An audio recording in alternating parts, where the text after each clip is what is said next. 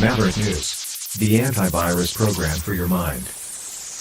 And now, the Freedom Reporters.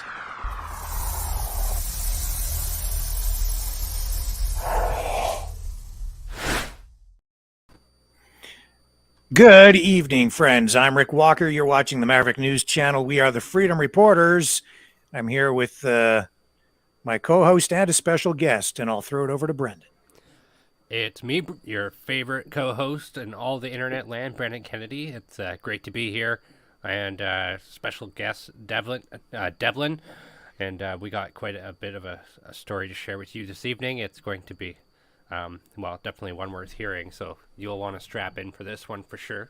Yeah, so Devlin Gannon, you are an independent journalist out in Calgary, Alberta, and you've been covering the freedom protests out there. And before we get into your story, I also want to mention that shortly in the broadcast, at some point in the very near future, we have another guest coming on tonight, Jayden John.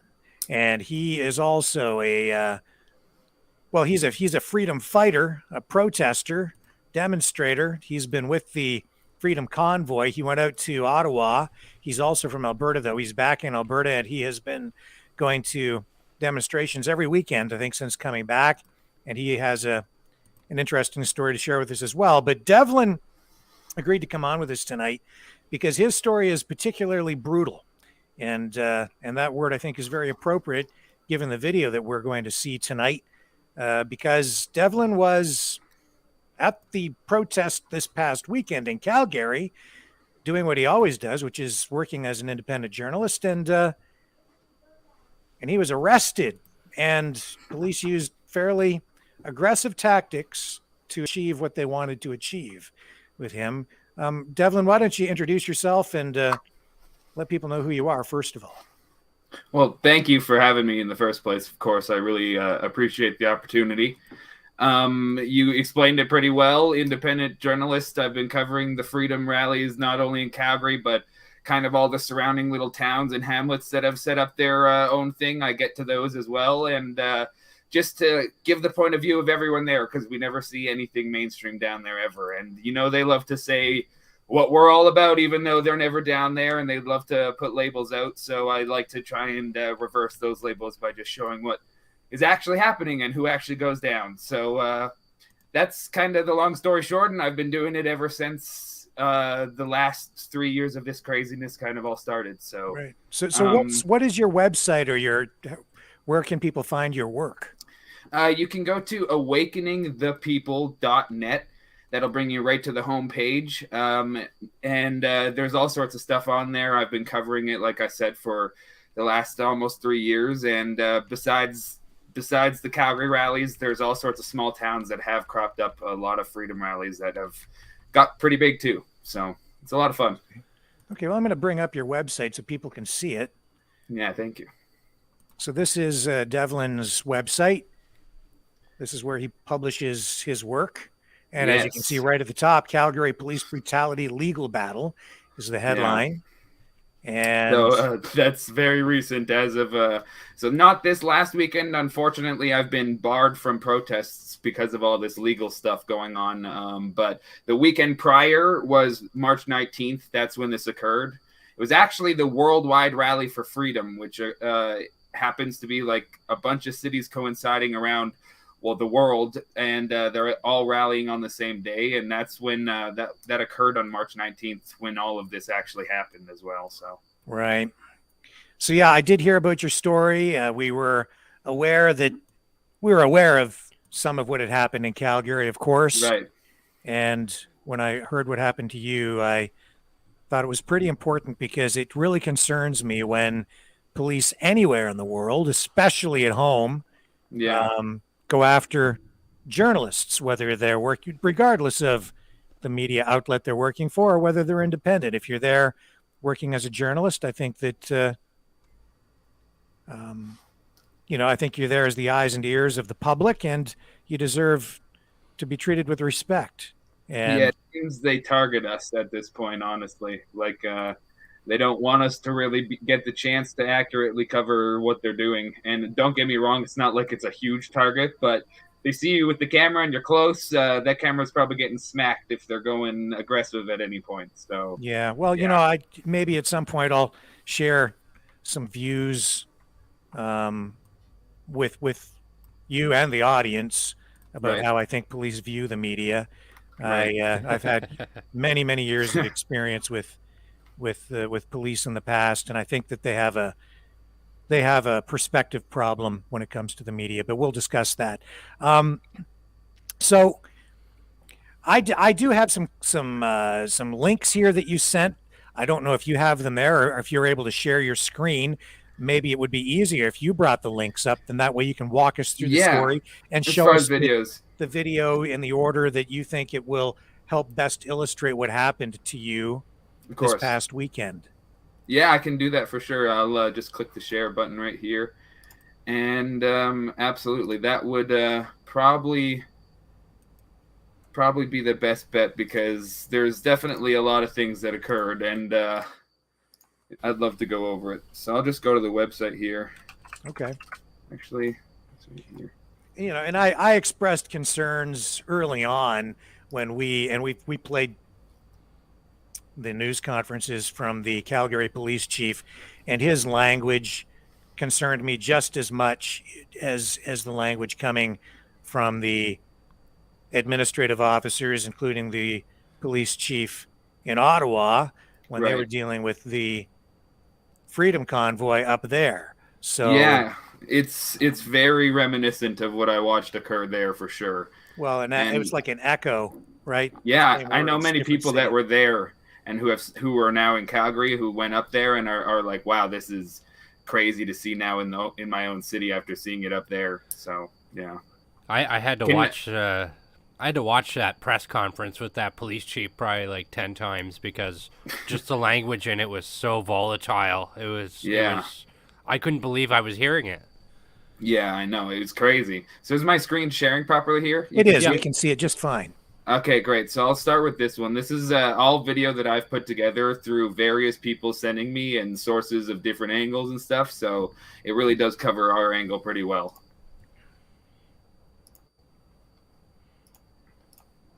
Just up the quality a little bit.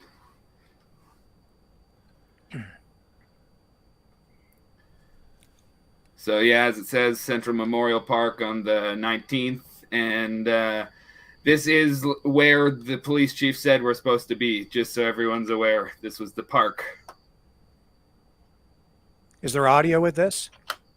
Oh yeah, is the audio not coming through here? Not hearing any. Settings, audio. Yeah, I'm not sure if you want to open it up on your end on my website there. It is pretty easy and straightforward. I'm not too sure if the audio is going to come I'll through bring it up properly here. Okay. If there's audio that I can hear. Yeah. Yeah, I can hear. There is audio. Okay, I've got audio here. So I'll pull the clip up on my end. No problem. Oh, we're always adjusting with StreamYard. Oh yeah, I think it might be to do with my Bluetooth headphones here. That might be why. Right. Yeah, I can hear it now coming through. Yeah. So it starts with me. Yeah, it kind of goes over pretty well. Covering who I'm talking to here. It's the Deputy Chief of Police of Calgary, Chad Toffick, who I'm asking why they're kicking us out of the park. And he's telling me, you're breaking the injunction. And then I'm like, well, what part of it? And he lies and says, you can't be in groups of more than 50. And that's not even part of the injunction at all in any way. So he doesn't even know what he's talking about. So, yeah, you can play it.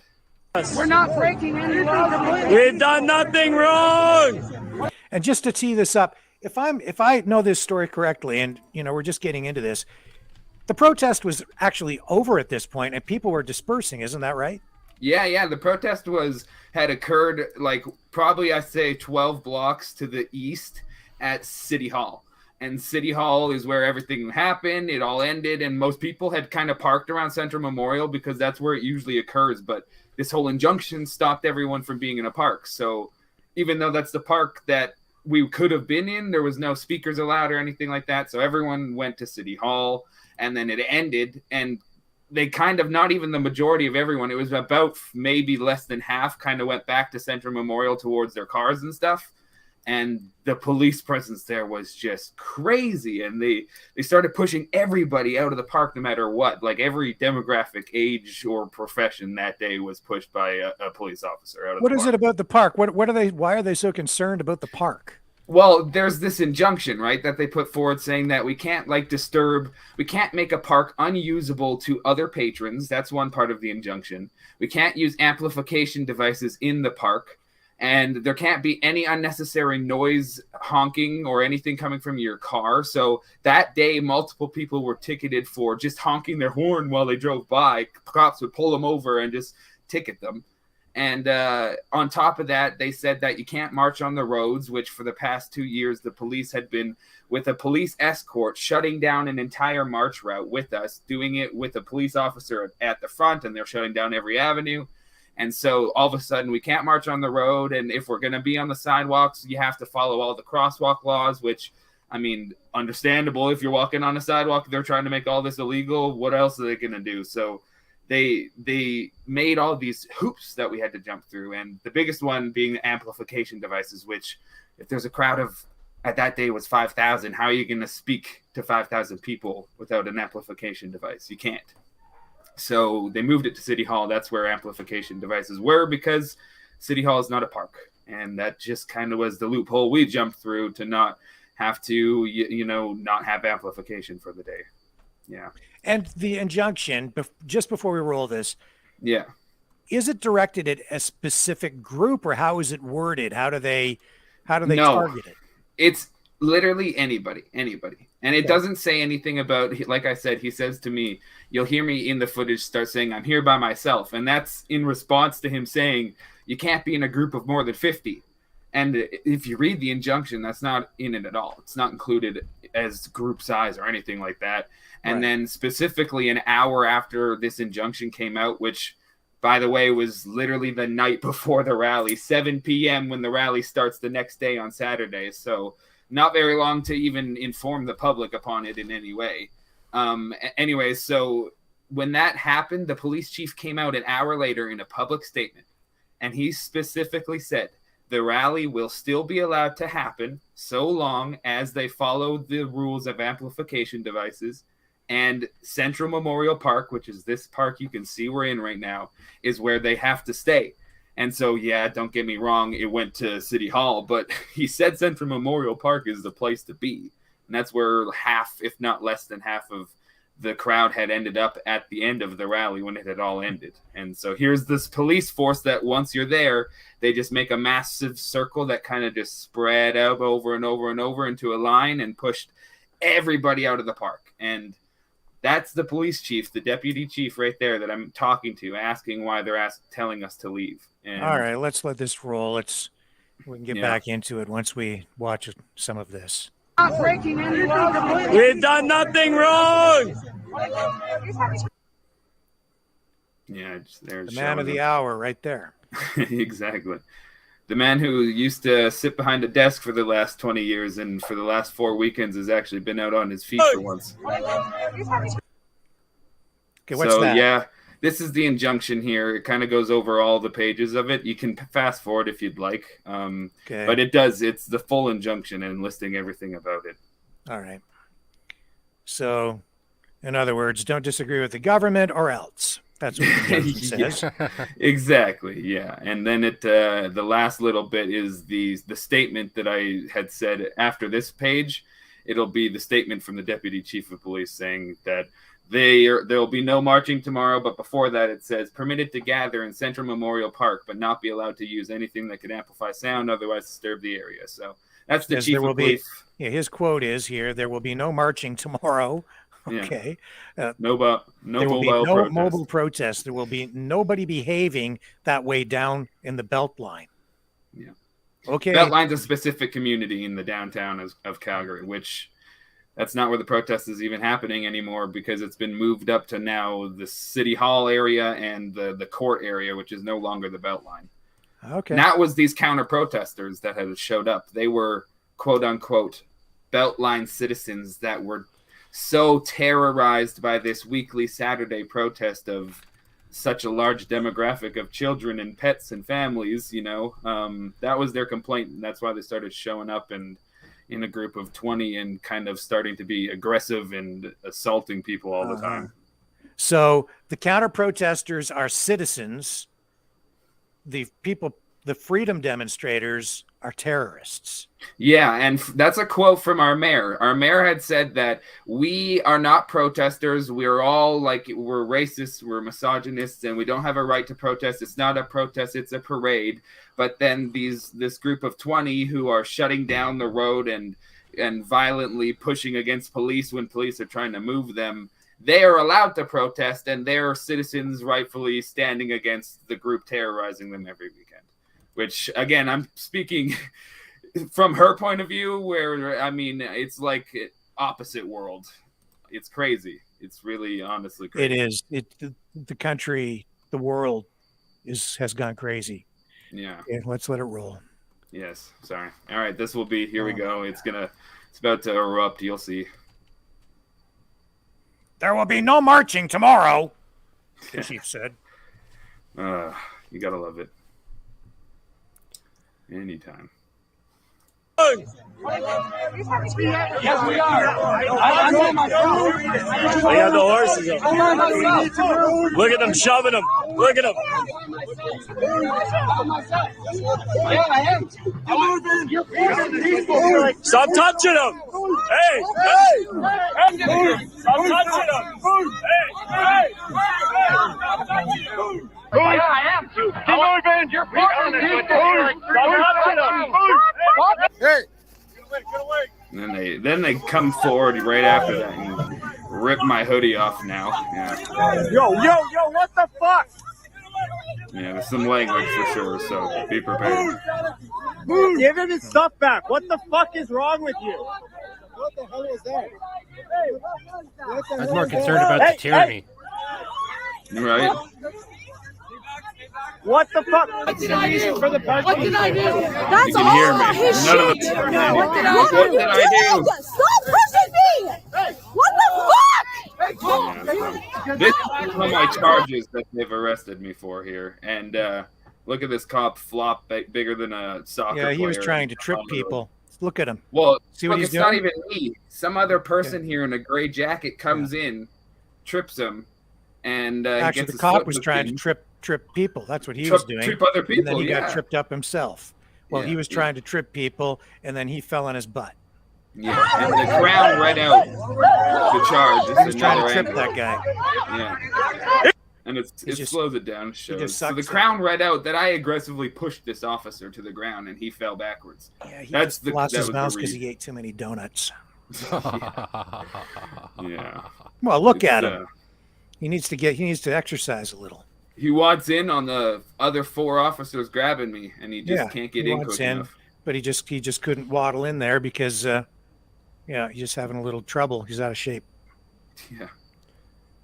And Too so much, they're all Netflix on me and- there. So just to pause that for a sec. So they charged you with assaulting a police officer because that guy fell on his butt, right?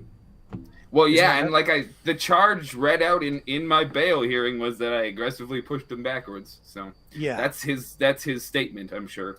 And his foot actually never came into contact with you at all, did it? No, his contact with me was about 4 seconds prior when he was slamming my head down and other officers were grabbing my arms. Yeah. And then he tries to run in and still get in on it, and someone else trips him pretty much. Yeah. You know what, Devlin? I used to think incredibly highly of police. I was very much a police supporter, and now they scare the living crap out of me. I don't. Yeah, I'm me afraid of too. them. Same boat as you. I have a very, very loving auntie who's They've RCMP lost- and They've lost the Can't- public's trust largely, yeah. and they've lost mine, and that took a lot. Yeah, It took a for lot, sure. but week after week after week of this shit, Yeah. and I have no trust anymore in the police. In fact, if someone broke into my house and was threatening me, I'd be Right. afraid to call them. To be quite Yeah. honest, I'd be Accurate. afraid to ask for their help. That's Yeah, how me too. bad it is. Mm-hmm.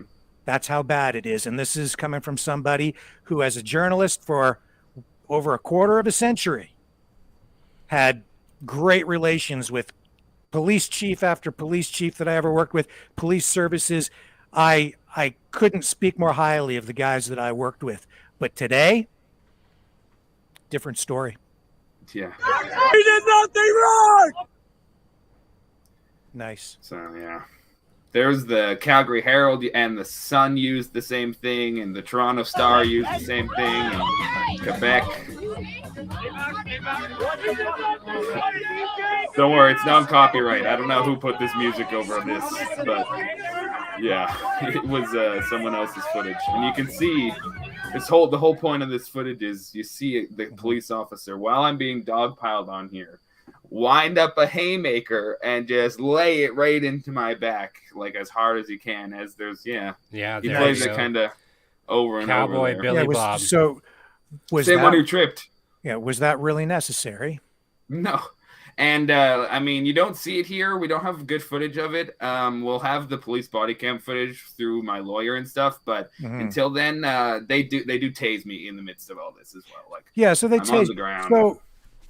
So when he hit you, did he hurt you?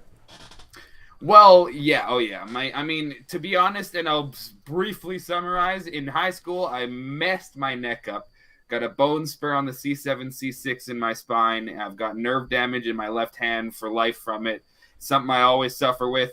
Stopped playing all sports, everything. And, yeah, I mean, every day I've woke up, my neck's been more sore from this. And, I mean, he's punching me in the back for no reason. It's crazy. Yeah, so... Interesting. And the taser so you're with laying 5 on of them. the ground, and they have how many officers on you there? 1, 2, 3, 4, 5, 6, 7 officers around you. And the guy choke holding me on the ground, you can see laying as well. And then they tase you? Yeah. So choke holds enabled, knees are in everywhere, guys punching me, and I hear use the taser. And I'm like, how many guys were punching you? Just the one, the cowboy hat guy who fell earlier seems to have wanted to run in and get some revenge, even though it wasn't even me. And he punches me in the back. And this is he just replays it over and over. It's only one punch, I think. But this footage, he just plays it over and over, showing it. So, but yeah, they punch me. That could have been the point when I already had taser marks in my back. So who knows? Maybe he's aiming for the spikes in my back, because my lawyer has seen many taser marks, and he says mine have huge, big bruises all around where the injections were, which, I mean, that could have been a good target for a haymaker for sure, So I don't know when the taser even happened, because so much things occurred, but I'm saying I'm not resisting. They're choke holding me, so I can barely even get that out, and I hear use the taser, and bing, bam, tased. So you told them that you are an independent journalist? Yeah. And I know these guys. I've talked to the deputy chief before. Like, I knew, that's why I know who he was. That's why I'm like approaching him, asking him, because I know he's going to be in charge, why he's kicking us out of the park. And I mean, he doesn't even know the injunction himself. He's saying things that aren't even part of it. So, yeah. Any time up until this point where you asked to that or ordered or told that you were under arrest, or... That's the beauty of it all. Not even one utterance of you're under arrest, you're being detained, nothing. Literally nothing. Like, I'm grabbed, I'm assaulted. Not one of them says you're under arrest or detained. And there's stop footage. What you're doing, or no, there's footage here which is hard to hear, but there's a point where they sit me on the ground and I'm handcuffed and they're bending me in half. And I'm asking, you can hear it. I'm like, why am I being arrested? And none of them are saying a thing. All of them are just walking around and looking at me and saying nothing. And it's just like, I don't even understand what's going on. It was a turn of events that I didn't really see occurring that day, because I've been at many of them. I've been at them for like the last year and a half. Folks, nothing to see here. Yeah, and they start pushing all of these people back, and you can see that they just don't even stop. See, if I have a problem if I ever have a problem, I don't know what I would do, because I don't know who to call for help anymore. Yeah, Because and I mean, I don't trust cops anymore. I don't want them to come. Yeah, I don't spoke want their with help. I spoke with the Western Standard, and one of their journalists told me in confidence, saying essentially that the police told them, hire your own security. We're not here for your safety. It's like, what? Oh. That's exactly what you're for. What I don't pay taxes for clowns. I pay taxes for police, you know? So it's crazy to me. So the Western Standard reporters have been told, or that there's an understanding that police are not there for their safety, that they, so they were basically told, get your own security. We're not here to keep you safe. Same weekend as this, same weekend as this, pretty much. And See, the cops, same reporter, the cops are was supposed kicked. to be there to keep everyone safe, period. Exactly. Yeah. They're not supposed to take sides. They're not supposed to be political. They're supposed to remain neutral, unbiased, apolitical, and keep everyone safe, period. That's it. Yeah. That's their job. In a big way, not only in Calgary, like we've seen it across the country, Ottawa specifically, but in Calgary, the cops have become a tool to our mayor, Jyoti Gondek, and our city council. Like, they're a tool. They're a political tool at this point. And you can see right where your paw is on that man's chest there. No badge, but a strange, weird insignia that many of them had that my lawyer himself is quite interested in. But many of the officers, we're not too sure yet. We're kind of trying to figure out. Where is it? Right on that officer's right, it'd be his right chest. Upper right pack. There. Right there. It's like a Spartan head insignia, and a couple of them had it. No badges. It's another weird aspect to it. There was no badges on a lot of these guys, and they wouldn't say their names or nothing. No badge number, no names. Yeah, nothing. Some of them, don't get me wrong, some of them, but very many of them did not have names, badges, and if you said something asking, because a lot of people did, they wouldn't say anything. So that's what they did in Ottawa too. Yeah. That way, and then they had, masks on and protective gear so you couldn't see their faces, no names. Exactly. We know why, right? We know they were ready. Like I was told I know a lot of police officers in this town who don't work for the Calgary Police anymore and have been kind of contacting me about all this stuff. And through their contacts in the police, a couple blocks away, there was the fully tacked up people in vans ready for this kind of thing. And many of these officers have a big pack on their hip with what would have been that gas mask that they're going to pull out if that other unit was coming in. And other people I know who live downtown saw the big SWAT vehicles that were about 4 blocks away. And I've been told they were ready for anything to go, the route we saw in Ottawa. So these guys, obviously, it's crazy. They're the ones escalating. It's like, it's nuts. They've got something in their heads that there's like some crazy, political insurrection attempt to overthrow the government. Like that's what they have in their heads. And and it's all coming from the prime minister's office all the way down. So all these freaking jarheads, goons, they're all jacked up in all the cities. They're like, yeah, let's get down there because they're going to overthrow the government, and that's what this is. And you can smell it. It's just idiocy because that's not what's going on. So what the result now is they're targeting innocent people, peaceful people that gathered for 2 years straight in every demographic and wanted to accept every walk of life into the crowd. Now, as a journalist, all the weeks leading up to that, has there been any violence? No, not a thing. There's been 4 weeks of counter protesters, which we briefly discussed, being these Beltline citizens that hated us walking through their community. And that violence that you saw anywhere was them against police because the police were trying to move them and they wouldn't listen. And you could see the cops pushing them and hitting them with bikes and stuff while there's peaceful thousands waiting on the street behind them because they're trying to stop all of these people. And the cops sometimes would let it wait an hour until they would move these people, kind of letting tensions bubble, waiting for that fight, waiting for someone from our crowd of thousands to come at them. And nobody would. We were all dancing in the street. There's music systems everywhere in wagons. People are having fun. There's kids and dogs. And finally, the police would do their job and move these people. And they would fight back against the police. And that's the violence I saw. For 2 years, I saw so much love in people that there was no room for violence. This cowboy hat guy, He seems like a character. He seems like a character. Have you seen him before? Yeah, he's been at a lot of them for sure. The guy too who initially grabbed like my collar and started this whole thing. Really, he's been at a lot of them and has been an antagonist in the past like 4 weeks during all of this. And you know, like nothing ever occurred until this day after they put that injunction out. It was like they think they have this like golden ticket now to do these things when we didn't even break any parts of the injunction. We all jumped through the hoops they wanted us to, and they were still there like saying you can't be in this park, you can't be in groups of more than 50, and just going crazy. Look, the Calgary police chief's remarks in his news conferences leading up to this were inflammatory. No question about it.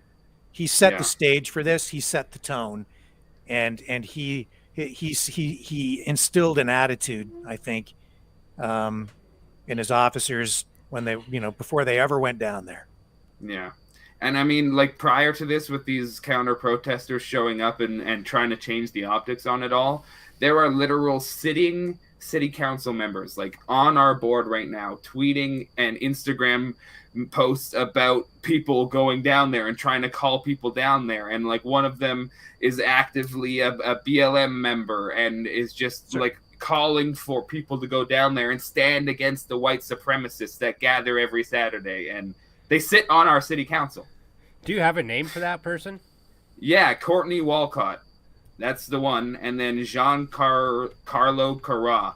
That's the other one. They're two city council members who are very inflammatory about this entire thing and have called Courtney Walcott. Yeah, that's, I believe, not too sure on the spelling for his last name, but it's a dude. It's a man. Yeah.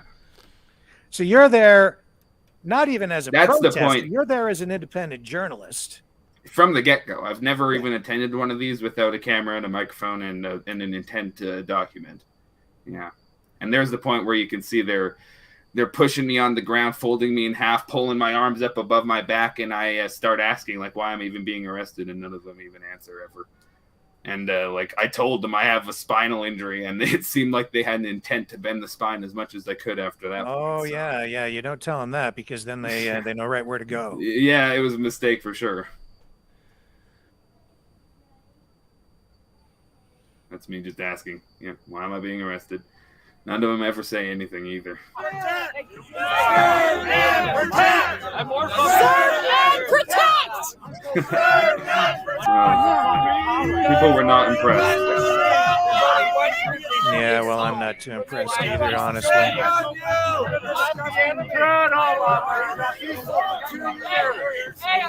There it is.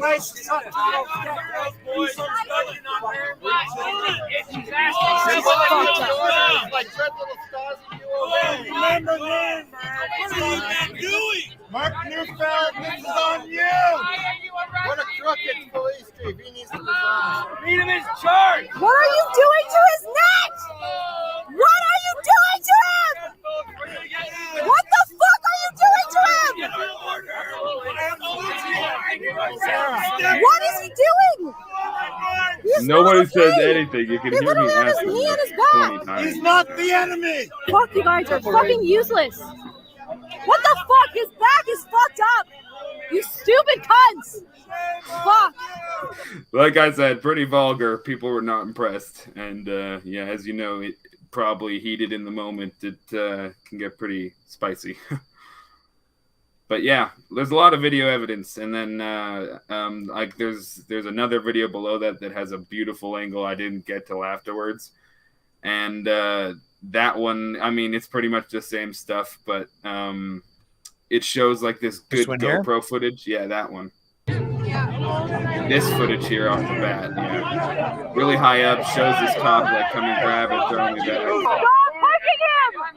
It's got some of the same footage.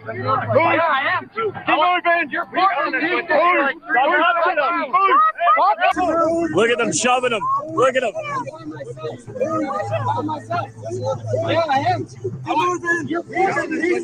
Stop touching him. Hey, stop touching him. Stop touching him. After this one, I think cuts the footage that wasn't in the last one. Get away, get away. See, none of them are saying anything. I'm just being assaulted, and they still don't say anything. They're all just like, So they start didn't circling say, in and around. turn around, you're under arrest. They just started grabbing at you. Yeah. To like pull me back and beat the shit out of me, which like I'm scared, you know, like I genuinely don't want to. And you can hear right here, I'm starting to say, what did I do? I'm standing in one spot too. I'm not running, saying, what did I do? What did I do? Nobody says anything. They just circling around me and freaking pounce. And it's like there's no verbal anything coming from these guys. It's like I don't understand. It's crazy. Stop touching him! Hey! Stop touching him! Stop touching him! Hey! He grabbed you and pushed you away. Hey! Our children have to live! Hey! Get away! Get away! Our children! They tried to pull you through the line. Yeah. And I'm like, I'm not going back there. That's death. And still nothing being said. And then he turns here, he follows. I'm like, what did I do? And then they come in and just grab me. Nobody's saying anything. This is where the cop decides to flop.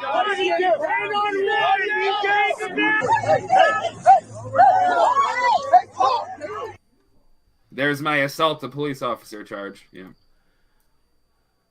As he throws himself to the ground from someone else entirely. It's crazy. And like, so like I have a lawyer taking this case and he's eager to take it. He's seen all this footage.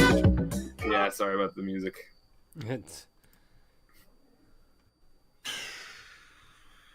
there's the punch. Hey, Brenden, maybe you can find the Twitter account for that counselor. I have, and I've been looking at it. Perfect. Yeah. Yeah, have you seen anything? Might have to scroll back a couple weeks at this point because about 5 weeks ago is when this counter-protesting stuff started. But a lot of Telegram groups I'm in have them screenshotted and have showed and have sent in requests. There's even a statement that's come out from the police chief saying that nothing along the lines of like incitement has occurred from Courtney Walcott because people have submitted a lot of complaints about it as well. But yeah, I did take a look at the injunction, and Mr. Brad Teets appears to be one of your council members, and he's on the name for the injunction, which I found out of line. Right. Frankly, for a council member, as they should be looking to support their constituents as opposed to restricting them and what they can do. And it's just the very fact that they set these restrictions up with the purpose of doing what they've done to you. Exactly. Maybe not you exactly, but it wouldn't matter who. But whatever sacrificial lamb may have come their way. And it just unfortunately so happened to be you, and now we have this predicament. I'm digging on Courtney's Twitter right now. And Jayden joins us. Jayden, how do you pronounce your last name? Pasicola. Yeah. I'm sorry, I got your last name wrong when I was doing up the description in the. But anyway, it's very nice to meet you. Nice to meet you guys too. Thanks for having me on tonight. Yeah. So you're kind of on here as a dual guest with Devlin Gannon, who is at the Calgary protest, and he's an independent journalist and was arrested by police there in a fairly aggressive manner, as we're seeing in these videos, which is of great concern to me because I never like to see violence of any kind, and especially when it seems to be police who are being aggressive for whatever reason they seem to think that's necessary. I'm not sure, but we can speculate, but it's pretty clear that Devlin was arrested in a very aggressive manner. And you witnessed some of that kind of activity in Ottawa as well, right? Because you went to the Ottawa protest? Yeah, well, okay, so I actually left on the 16th, so I I left before it got all really crazy. Like when I left, they were just only really handing out tickets for well, I got 3 for parking. Some people got them for handing out gas to people, giving food to people. But yeah, I didn't actually get to see like when the people were ran over with horses and when people were tear gassed in the street. I know there were a couple that I left up in Ottawa that they kind of seen it firsthand. And I know there was this guy, Ange, that I met while I was down there. He was from London, Ontario. And he was actually parked in front of the Supreme Court. And I just met Ange. Just met him like 2 days ago. Yeah. And he actually had his window smashed out and he was arrested. And then when he went to pick up his car like 7 days later, it was like all filled with snow and everything in the impound. Yeah, that's real nice. See, there you go. You found them. Yep. Yeah. There it is. So there's Courtney Walcott. Yeah, Counselor. that's the counselor in YYC. Well, I found this one interesting. He's quoting your mayor, but he goes, being down in the Beltline today, seeing the unequal treatment of protesters, the impact of these protesters runs deep.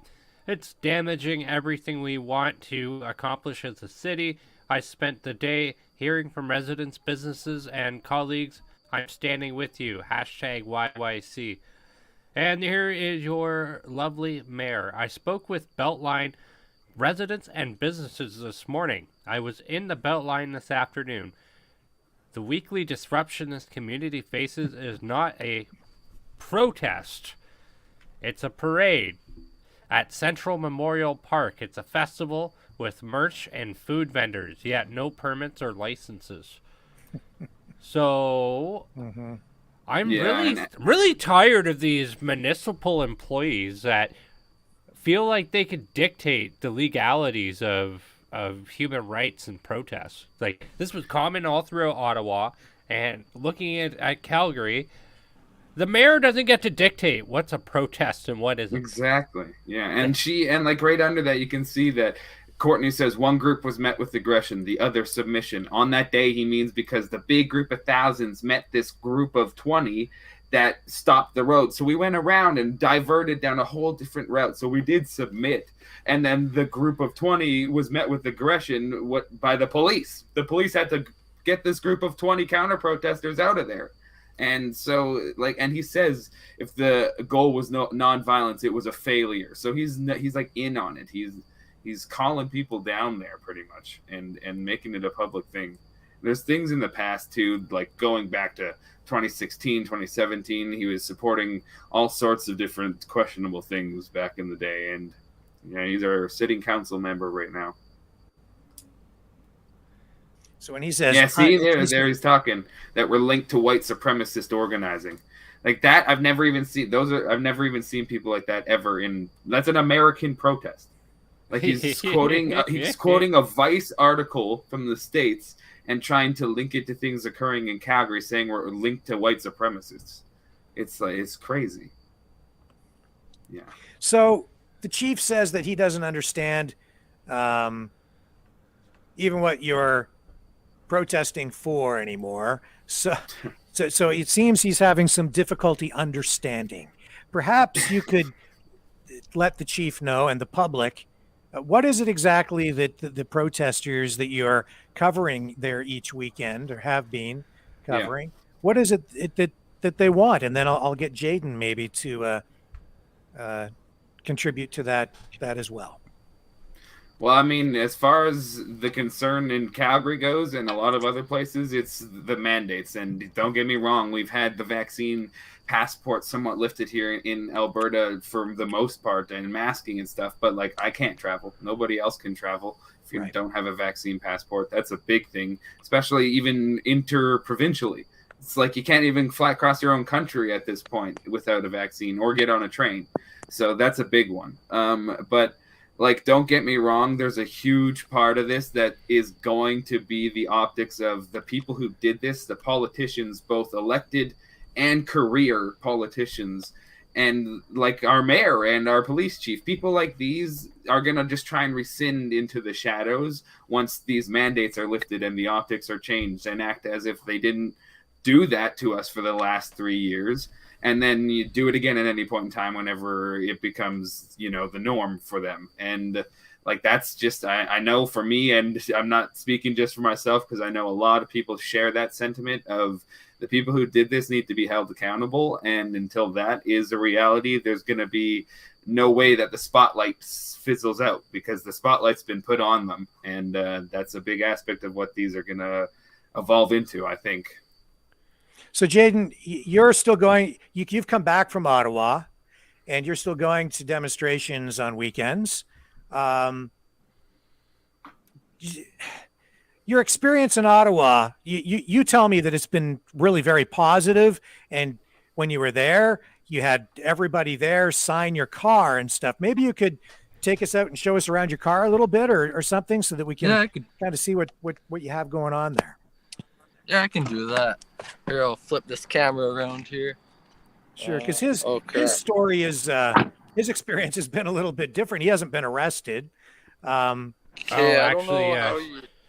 StreamYard doesn't have a. There you go. That'll work. Yeah. Nice. Yeah, I got signatures all over it. Lots of these are actually from like, some of them as far as like a year ago from now, because I've been rallying for quite some time. But yeah, there's a good amount from while I was up there. Well, that's gorgeous.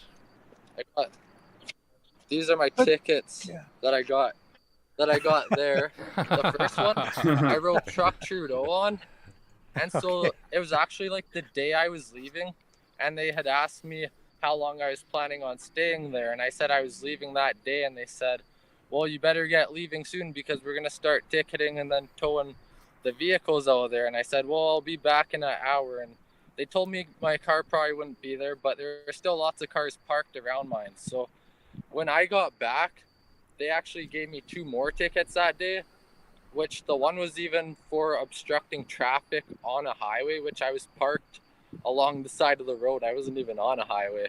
But yeah, I just showed the way they were. But yeah, no, like the majority of the police down there when I was there, they were all friendly and stuff. There were the few that were more serious and didn't really maybe like us being down there. But for the most part, it was a positive experience. The one thing I do want to talk about is they made it out like we were like a bunch of terrorists and we were vandalizing stuff, and there wasn't any vandalism done on our side, but we had all our stuff vandalized. My car actually, it got egged the one day, and I know people who had theirs egged and keyed and stuff. Some people, the streets had their flags ripped off their antennas and everything. And then this was like probably like 5 days before I left. The one night, someone actually slashed all our right back tires down the one street. They started at the front of it where there was actually a cop like sitting there. I don't know how the cop missed it, but they got all the way down to the end of the street before they actually got caught, which they did get arrested and they were charged. I was in contact with some officer, because we were all put on a file case, like all of us who had our tires popped and stuff. Yeah. And he said he would update us on that, and if the person pleaded guilty, there'd be reimbursements on like our tires and stuff, and if they didn't, then we'll go through the court for quite a while. But I didn't actually hear back from that officer, but it doesn't surprise me because they broke crap down there as well. They vandalized vehicles and broke windows and stuff. But yeah, it just really shows how the media twisted stuff down there when it was actually our stuff getting vandalized. Yeah, and the media really didn't report it that way at all, did they? No, we ran. Like we were a bunch of terrorists when we were all carrying our nation's flag down the street. It's like, yeah. The Canadian flag makes you a terrorist today. I guess so. Well, I did see a what the hell is it? There was a forum, and it was talking about how this person was going on about how whenever they see a Canadian flag on a car now, they assume it associated with the alt-right. Yeah. What, please define the alt-right in Canada for me, please. I'd like to know. What the heck does that even mean? They use that term like it's a boogeyman, right? It's like the alt-right. Well, what is it? Define it for me. And I guess I'm asking the wrong group of people because we're not the ones. Like, I want a definition. Give me a definition. It's like ever changing. It's like anybody that impossible. disagrees with them, I guess. Exactly, right? Alt-right. Sounds pretty scary, but I'd like a definition. Let me know when you get one, because Yeah. I'm sure I'll be looking for a long time. Well, I guess it's in the Oxford Dictionary. Oh, is it? Says, in the U.S., a right-wing ideological movement characterized by a rejection of mainstream politics and by the use of online media to disseminate provocative content, often expressing opposition to radical religious or gender equality. And it provides a little sentence example. It says, some are seeing this as a victory against the vitriolic online presence of the alt-right. Yeah, like Whatever. at that point, they could. It's a blanket term for just anyone that posts something that the government doesn't like. Essentially, that's what they're going for, or posts or does something that is provocative in the eyes of our overlords. So, Jayden, back to your story. What made you go to Ottawa for the Freedom Convoy? How did you get connected with that? Well, okay, so I went back to Ottawa actually on the 18th of September for the Worldwide Rally. But I was actually just in the diner the one day where I work, and my one buddy from the rally was there, and he asked if I wanted to go, and well, I just figured it was something I wanted to get into, or onto, go to Ottawa. Thought it'd be a good experience, and yeah, it turned out pretty good.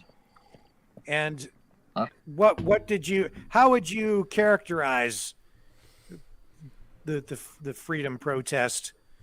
How would you describe it to people? Was it a bunch of white supremacists, terrorists, and were you all down there causing problems and trying to overthrow the government? No, just a bunch of peaceful Canadians who all came there from across Canada, and all came there for the reason that we wanted the mandates dropped. Preferably Trudeau to resign, which clearly didn't happen. He ran to who knows where before we even got to Parliament building. Like the coward he was, or is. Yeah. Yeah. And this is where I inject my opinion a little bit. The police chief in Calgary has described the protests that are happening in his city on weekends, the freedom protesters, as now he's characterizing you as anti-democracy protesters. And those are his words. Yeah. And the Prime Minister also has suggested that what happened in Ottawa and these freedom convoys and so on, that they are also an assault on democracy. What these guys don't seem to get, is that protests like this, protests in general, are part of democracy. The honking of the horns, that's the sound of democracy. Justin Trudeau doesn't seem to understand that, just because he got elected, it doesn't mean he gets to do whatever he wants. And just because he got elected, it doesn't mean that people are not allowed to oppose him. In fact, in any healthy democracy, there's constant opposition to any government that is in power, regardless of which party they are, because that's part of the process. The process doesn't just involve Parliament and doesn't just involve members of Parliament debating in the House of Commons. A big part of the process, perhaps the largest part of the process, involves the people. Even after the election, the people can remain involved and should, to make their voices heard, because it doesn't end. You don't just get to vote once every 2 to 4 years, depending on whether it's a minority, majority, whenever the elections are called. And then the citizens have to go away and just accept whatever the government tells them. It's a process. People get to voice their opinions. That's why they have public opinion polls. The politicians want to know what the mood of the public is. So these convoys are part of the process. Squelching them, crushing them, throwing people who oppose your points of view in jail, having police go down there and assault you, arrest you, getting injunctions to prevent you from protesting, that's the assault on democracy. They don't seem to understand that anymore. This is a really serious problem. And going after an independent journalist like Devlin is a huge assault on democracy, because you're trying to silence the voice of a journalist who is down there trying to act as the independent eyes and ears of the public, which is his job. That is what he is doing. That's what he's supposed to do. And the conditions they've given me now, it entirely bars what I've been doing for 2 years. Like, one of them is a blanket, I cannot attend a protest. So there's a charter right that's just gone. And then on top of that, the whole downtown core of my city, where my mother lives, my sister lives, where other work that I do is, I'm barred from at all times, forever, until my trial date occurs. I cannot enter the downtown core of Calgary.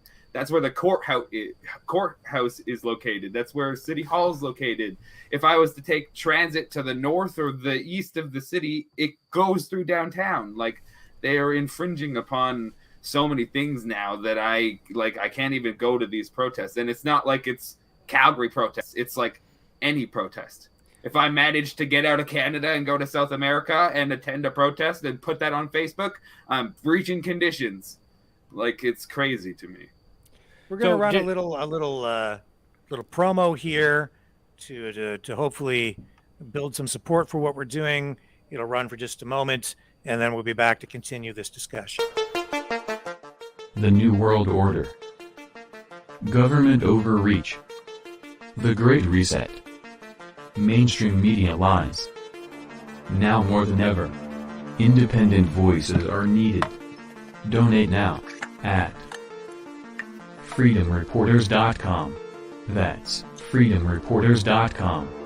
Maverick News. The antivirus program for your mind.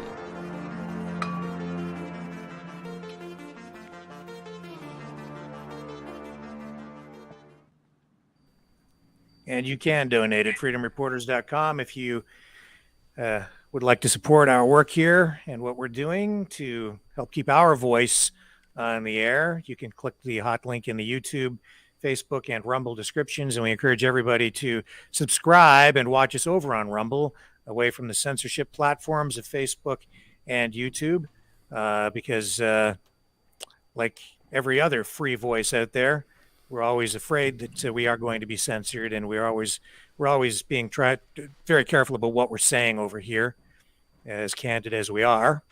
And with that being said, I'll throw it to Brenden to tell you how else you can support us.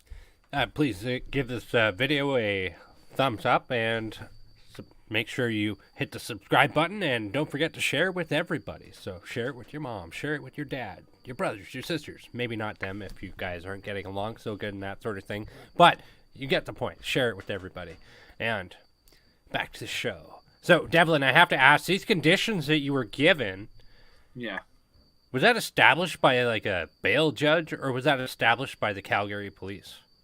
So it was a bail judge. Like, they held me for 24 hours. I went to the Riemann Center, did the whole bail hearing process, and yeah, so among the whole, don't enter the downtown core at any time, don't attend a protest, I can't have or carry weapons, which, like, I don't own any already, so it's not really a big issue for me. And then the last one is I have to always tell them where I live, and if I want to move, I need to update them. Or it actually says update my parole officer, which they didn't assign me a parole officer. So, yeah, not too sure exactly what I'm supposed to do with that going forward, considering like my lawyer even said the Criminal Code of Canada says that any kind of conditions that you're given are supposed to be as little infringing as possible. They're not supposed to infringe upon your ability to make income.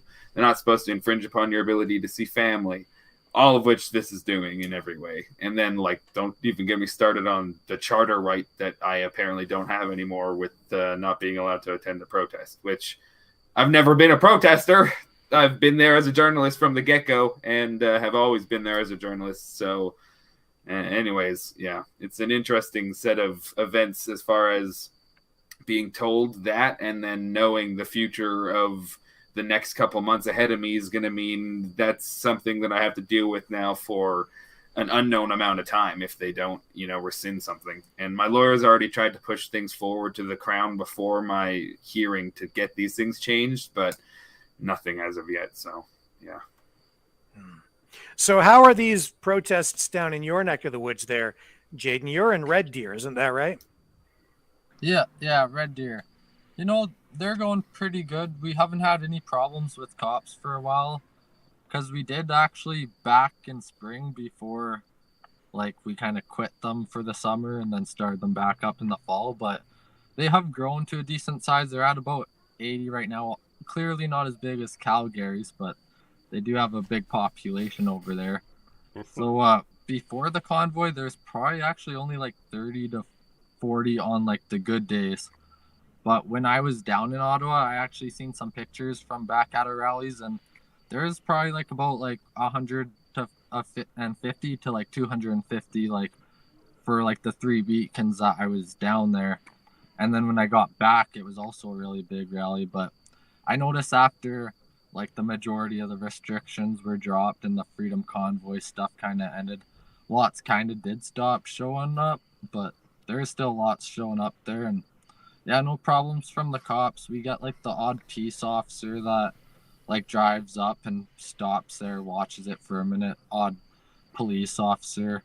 We do actually get some that honk their horns when they go by, supporting us too. We've had like ambulance drivers support us, honking their horns. We've even had like city buses and even a fire truck too one time. So like I think the majority of them do support us. But I know like even before in spring, like we always had this one cop that followed us around with his camera, and he'd come up to everyone, take pictures of them and everything. And it was more just intimidation. There were some people that did get some tickets back like way back then, but it's been all good here the last little bit. Mm-hmm. When that whole George Floyd thing was going on, did you guys have BLM marches at the height of the pandemic in your communities? Yeah, in Calgary there was big ones, like thousands of people, and it was about 4 weekends in a row. And they were really big. Nothing went crazy. Yeah. And that was when there weren't supposed to be any outdoor gatherings, but they just said, they were in support of the media. Go ahead. But at that time, were there any freedom protests happening at the same time?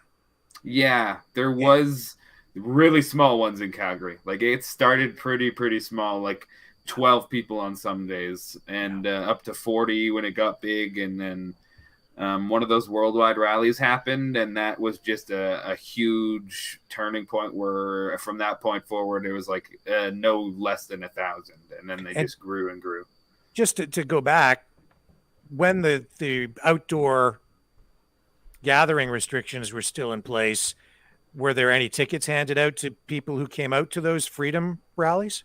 Yeah, they were like when they were in the 12 to 40 range of people. There was arrests made, there was tickets done, there was a huge there was a point where there was cops like arresting people for skating on skating rinks here in Calgary, and there was a big public arrest where they cut the skates off a dude and they violently grabbed him off the ice and arrested him because he wouldn't come off the ice. And that the next weekend, all these people brought hockey sticks out to the rally and kind of were playing, smacking the puck back and forth along the march.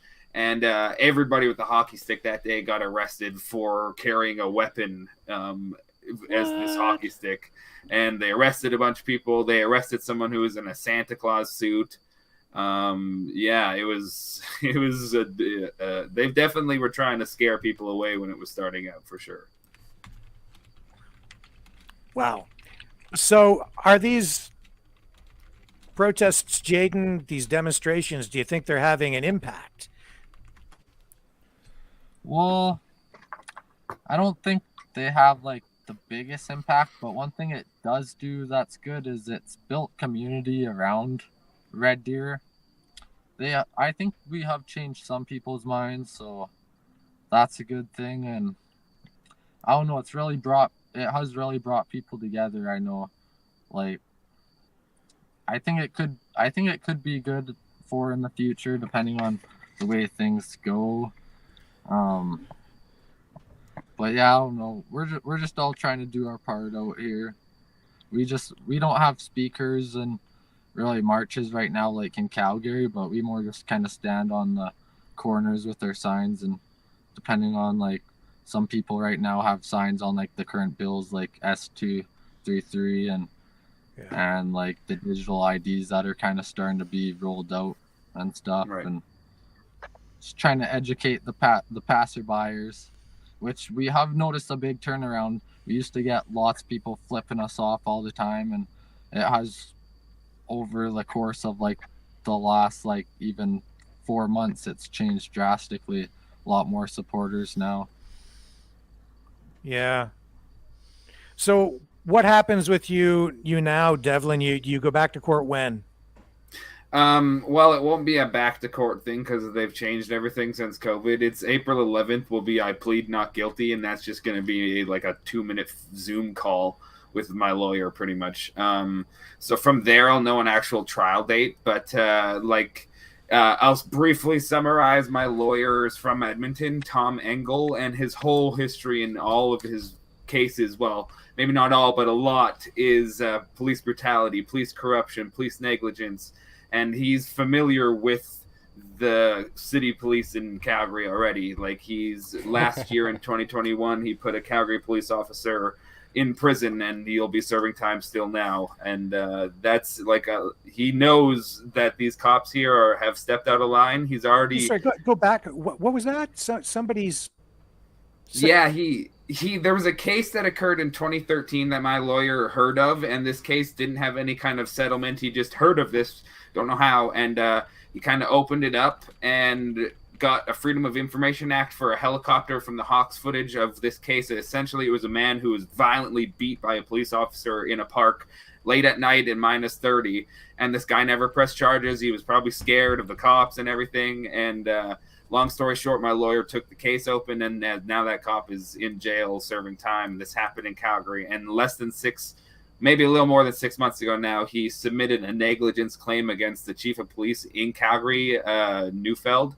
And that was in relation to another case, and Neufeld had to publicly come out and say that they were negligent and did not perform properly on the case. So he's aware that these police have stepped out of line. And long story short, he's confident that this might not even make it to trial, that this is probably going to get tossed out because they don't want this to even go to trial with all the video and stuff that I have.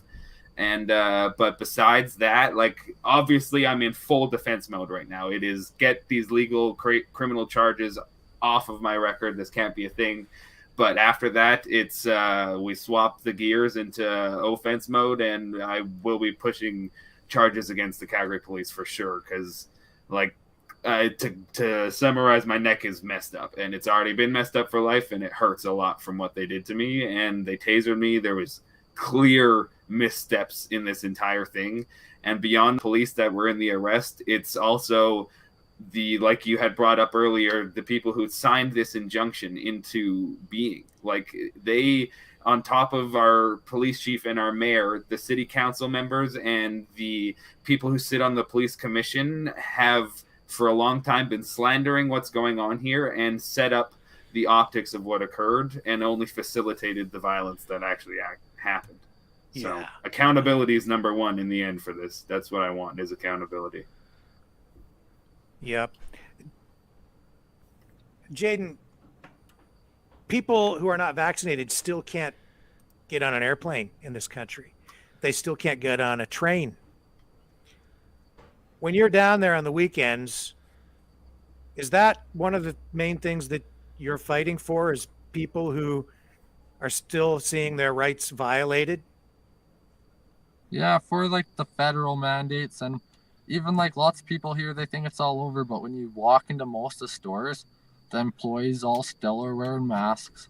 There's some companies, even like there was a company recently that just mandated the vaccines for their employees, but yeah, no, you walk into like Walmart, you go into Home Depot, and everyone's still wearing their masks. So obviously their employers are obviously mandating it for them.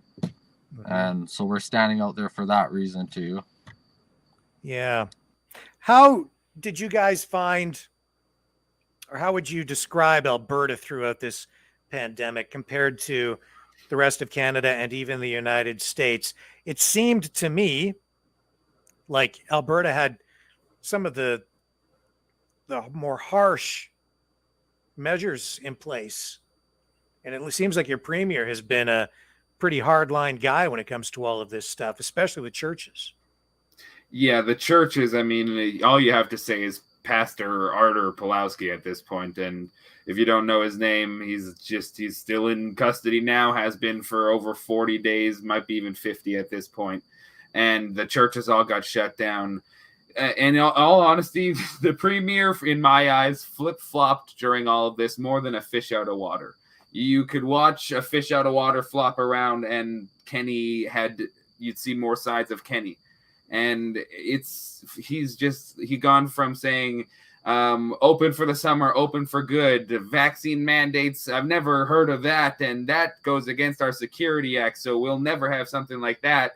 Fast forward 4 months, boom, the restrictions exemption program, which is a vaccine passport. And he flocked around like crazy. And like every province, I'm pretty sure, he shut down everything right off the get-go. Boom. Hardline shutdown, longer than 2 weeks. And he's been doing damage control now for the last 6 months in a big way. And I mean, when Ottawa was occurring, he was on our side saying it's unnecessary for Trudeau to enact the Emergencies Act. And you can see what we did with the Coutts border. We just used our police peacefully. And then behind the scenes, he's sending a bunch of police from our province over to Ottawa to assist in Ottawa. So like in the public eye, he's saying Trudeau's in the wrong. And then behind the scenes, he's like, here you go, buddy. And yeah, there's so many examples of that, man, just saying one thing and doing another. And yeah, it's sad. When you're out on the street, and what do you think the public opinion is of the premier, Jayden? Well, I know he's kind of changed his like tone a bit here recently, but I think the reason for that is because there's that SGM coming up on April 9th, exactly, where he can be voted out, maybe. So I think he's kind of changed his tune to try and make people forget what he's done over the last 2 years, hoping that they will for some reason keep him. But I don't think that's gonna happen. I mean, they did change it to mail-in voting now, though, so who knows what's really gonna happen, if there's gonna be something they kind of pull there, maybe. Yeah. You know, when I started to watch this unfold, and the convoy was making its way across Canada, it seemed like a national moment, a moment of national pride, an outpouring of Canadian pride, flags everywhere, people singing the national anthem, standing on overpasses while the trucks went by.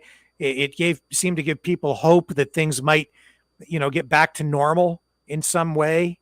And your car, I think, represents that. How did all the signatures and everything come to be on your car? How did that happen? Well, okay, so it was actually about like a year ago that I first did up my car. It was actually my first freedom event I went to. And there was a convoy that came from Calgary and Edmonton and met up in Red Deer. And then right after that convoy, so there was like about 250 vehicles in it that day. Right after that convoy, I took all the writing off my car because I actually used what is blue on it right now was tape, and I ripped all that tape off. And then it was like a month later, there was another convoy, so I went to put all the tape back on. But that convoy, it wasn't actually that big of a turnout. There's probably only like 6 of us. But after that, I kept all the tape on my car. And over time, I just kind of thought like, well, how could we kind of show others that people support freedom? Because at that time, there was only like, there wasn't very many of us, probably like 12 on a corner most days. And so I wrote "Sign for Freedom" on the car, and I started getting people to sign it. So most of the signatures are from Red Deer and just Alberta, but that's how it came to be. And I ended up getting tired of like replacing the tape all the time because it would fall off. So I just actually took a paint marker and I colored around the tape, filled it all in after. Nice. So how many signatures do you have on your car? Have you counted them? Oh, I don't even know. I know I had like some paper a long time ago with kind of what town people were from, and I lost count at over 100. There's definitely like there's been probably over 250 on it, maybe more. I don't know. Do you remember who the first person to sign it was? There was a few. It was mostly just like our group from the rally that when there was 12 the small group, right? Gotcha. Yeah. That's awesome. Did you drive that thing up to Ottawa, or did you go with someone? I drove it up. It actually made it there twice. So right, yeah, because you got your tires slashed, right? With the convoy, all the way from in Wawa, Ontario to the Parliament, the check engine light was actually flashing, which that's like about 12 hours driving. But when we got to the Parliament, we figured out all it was like a spark plug wire. So we fixed that, and it ran perfect. Wasn't sure if it was going to make it there, though, when all the problems started happening, but just happened to make it there. And then the way back, it was no problems at all. It was perfect. And what a bunch of anxiety to go through with your engine. Your check engine light's going, and you don't know if that's going to be like $100 or thousands of dollars. Yeah. When it was like right in Wawa is in that area of Ontario where there's not really any like cell reception, so it just happened to be good too that we were like in the middle of the convoy because it was nighttime at that time, so it was pretty cold in those areas. If anything like that happened. Well, and I'm from Northern Ontario myself, and I'm familiar that there is not really any service stations along that route at night that you're going to be able to go to fix anything.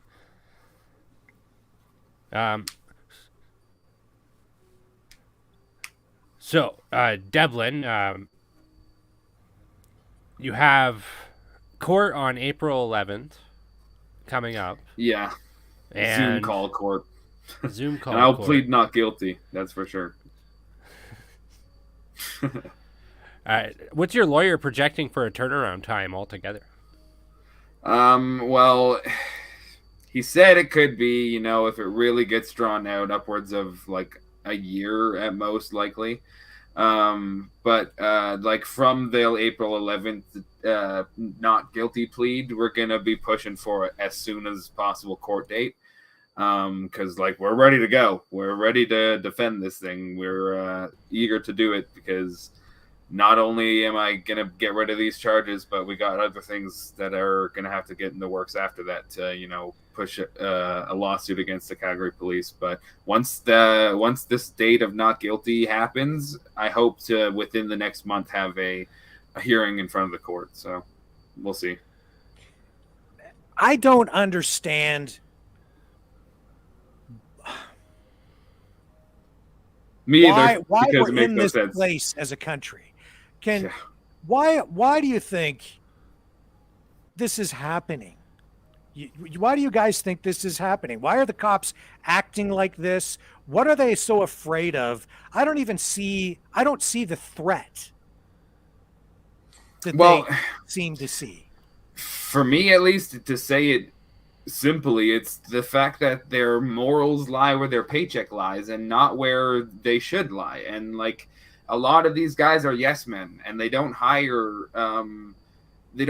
people with integrity like they used to for this police for the police force anymore. They just hire people who will follow orders, and those are the kinds of people that will follow whatever orders you give them so long as the paycheck comes through. And that's what we're seeing here. A lot of the people who did have integrity are either on unpaid leave because of this whole like forced mandatory vaccination thing, or have gone on unpaid leave because of what they're seeing happen with the police force. And it doesn't even have to do with anything to do with these mandates. And I mean, one of those people, Brian Dennison, who, if you don't know who he is, he worked for the Calgary Police, was an officer for them within the last year, and 6 months ago or so, he publicly quit because of not only the vaccine mandates, but he was not confident with what was going on here in Calgary. And I mean, there's a public poll recently of a 19% faith in the leadership. And this was a poll done to the Calgary Police, and they had 19% faith in the leadership, 19% morale. So that's like, how are you going to do a job that you don't like well? Nobody who hates their job does their job well, and that's what we're seeing here. You know, Jayden, you said, and we'd heard this before, that there was some hope that when the convoy was making its way to Ottawa, that by the time you got there, Trudeau might resign, right? Okay, but that's a political hope. That's not you heading to Ottawa to physically remove him through force or coercion or an armed insurrection. Or am I wrong? Like when you're out there talking to people on the weekends, right? Because they're working through the week, and then you guys go out on the weekends and do your demonstrations, right? So I guess you're only part-time insurrectionists. Does anybody out there talk about heading off to Ottawa with a bunch of guns to overthrow the government? Is there any talk like that at all? Because, man, I don't hear it. No, I know there's been people pissed off at the government when they like come in and ride over people with horses, but no one's talking about like driving across the country to like blow it up or go in and do what we saw like in the United States with when they kind of went in there on that insurrection, which there's lots of messed up stuff behind that too. That I mean, that wasn't even that was. The police are like, come on in. Media spin around You're that. It's kind of like, yeah, exactly. It's like, come on in, and come on in, and here it's a big trap, but here you go. Enjoy the next year in jail. Yeah. Yeah. Do us all a favor. There's never talk walk like through that door. So, well, again, what know it about this? This is a culture war seeping into local politics, and then once it's seeped into local politics, then we get these woke administrators from the municipal level, and this was very apparent with Devlin's situation. It was very apparent with Diane Deans, the member of the Ottawa Police Board, who was later ousted and is quoted as saying, "I couldn't stand seeing those bouncy castles. I just wanted to pop them." This is. I wanted to go down there and just poke those bouncy castles myself and deflate them. That's what she said in that Zoom meeting. She was enraged. That woman needed fuming. Yeah, she needed a tranquilizer. But look, make no mistake, this is a culture war seeping into the municipal politics, and this is why we have this. And it's like not only with this injunction that we've seen in Calgary, but as well with the one we've seen in Ottawa. It was all designed to stir the pot and inflame the situation. Well, and I mean, with the injunction even now, like besides my legal case, besides the charge of assault of a police officer that they're going after me for, they are charging me with obstruction of this injunction. So, like, there's a part of this that is revolved around this injunction in every way, because they're saying that I obstructed it, and my lawyer is not only going to have to defend the BS easy disputable charge of assault of a police officer based on the footage we have, but he's going to have to tear apart the injunction, which he already has slightly with me. Obviously, I'm not going to sit with a 4-hour meeting with him because he's going to bill me for every 15 minutes. But he, within the short time I have sat down with him, he's already torn apart multiple things about this injunction that don't make sense, that they have no standing on, and there's just aspects of it that, well, even if we're gonna say it's all right and legal, nobody was breaking parts of it that day, and it's just they are using it as this golden ticket, and this golden ticket is actually just wrapped in tinfoil, and the tinfoil is colored in gold. And it's not even real. Yeah. They're like, they're 2 seconds before that is, that cop claiming I aggressively pushed him. It's crazy. And so, I am, as you can see there at the bottom, I'm crowdsourcing my legal fund because I have to defend these charges, and I'm not, I'm not going to reach out to Rebel News, who's already tried to get me in their pocket, because I'm not feeling like lying in the pockets of anybody there either. I'm doing this myself, and the lawyer's very eager to take it, but he is a lawyer, so he doesn't come at a free price. So what's your concern with Rebel News?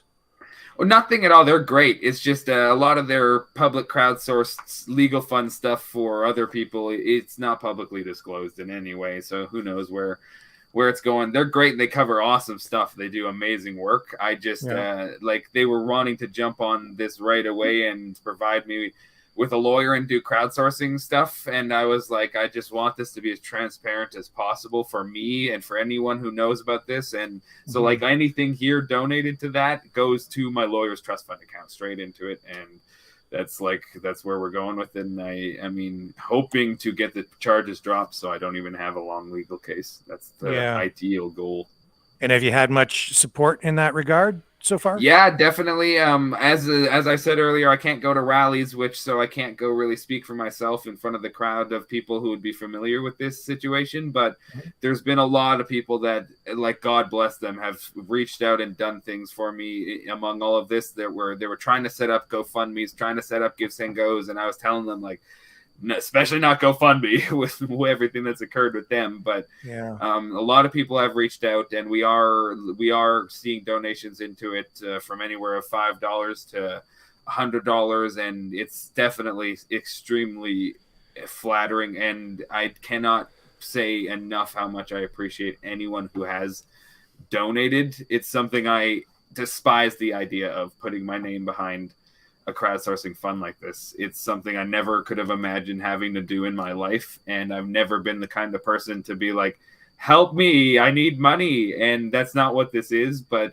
this is definitely a case that a lot of people have already said they want to see accountability held out through this, and this is the chance that we can really go for that. And that's what I'm trying to do here, is hold not only these police accountable, but as we've discussed, a lot of these politicians and council members are very out of line and made this a reality in every way.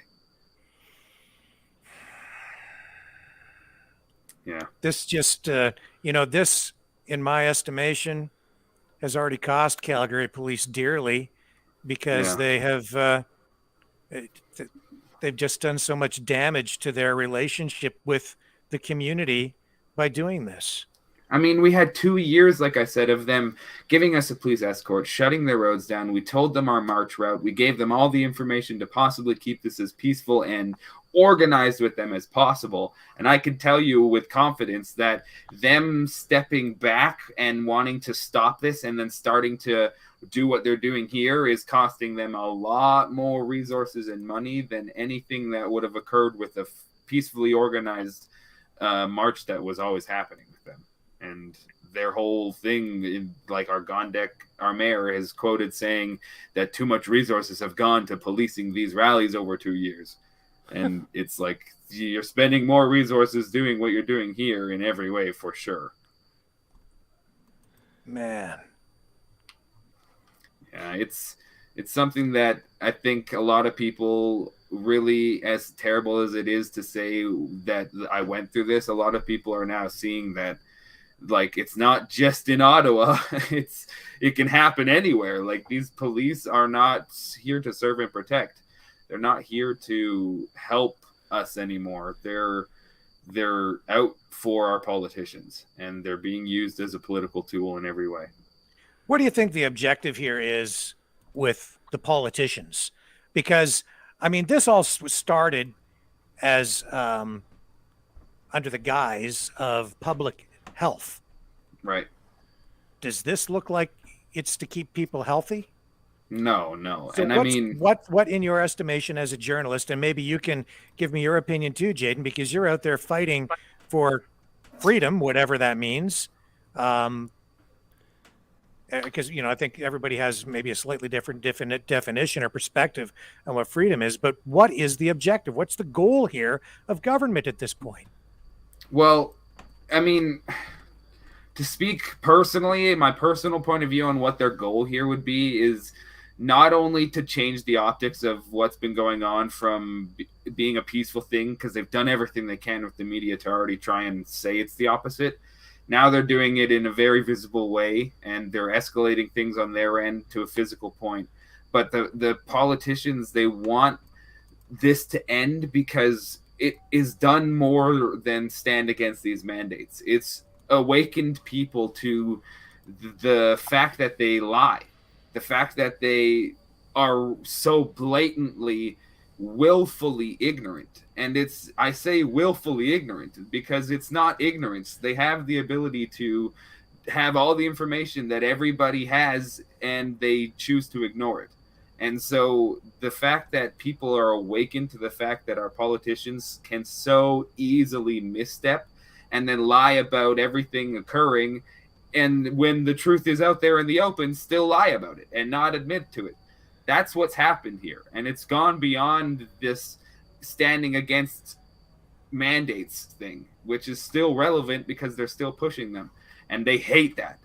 They hate that idea. They hate the idea of people waking up to the media lying to them. They hate the idea of people waking up to the government being wrong and actually wanting to formulate their own opinion instead of being told their opinion. And that's just, they don't like that idea, so they want to change that. And that's why they're starting to get so aggressive with a movement that's peaceful, because it's provided an avenue for people to wake up to their lies. Mm-hmm. What do you think, Jayden?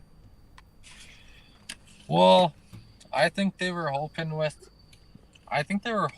like, especially right now in Alberta, dropping the restrictions, that this would all just end. But friggin' people have woken up to the fact that this was more than about COVID, and people are starting to, like, research into the 2030 agenda of the UN, and people are looking into more of that different stuff. So I think the cops some of them are kind of trying to, like, maybe do this to try and hope to keep us silent. I don't know. It's not gonna work, obviously, but I don't know.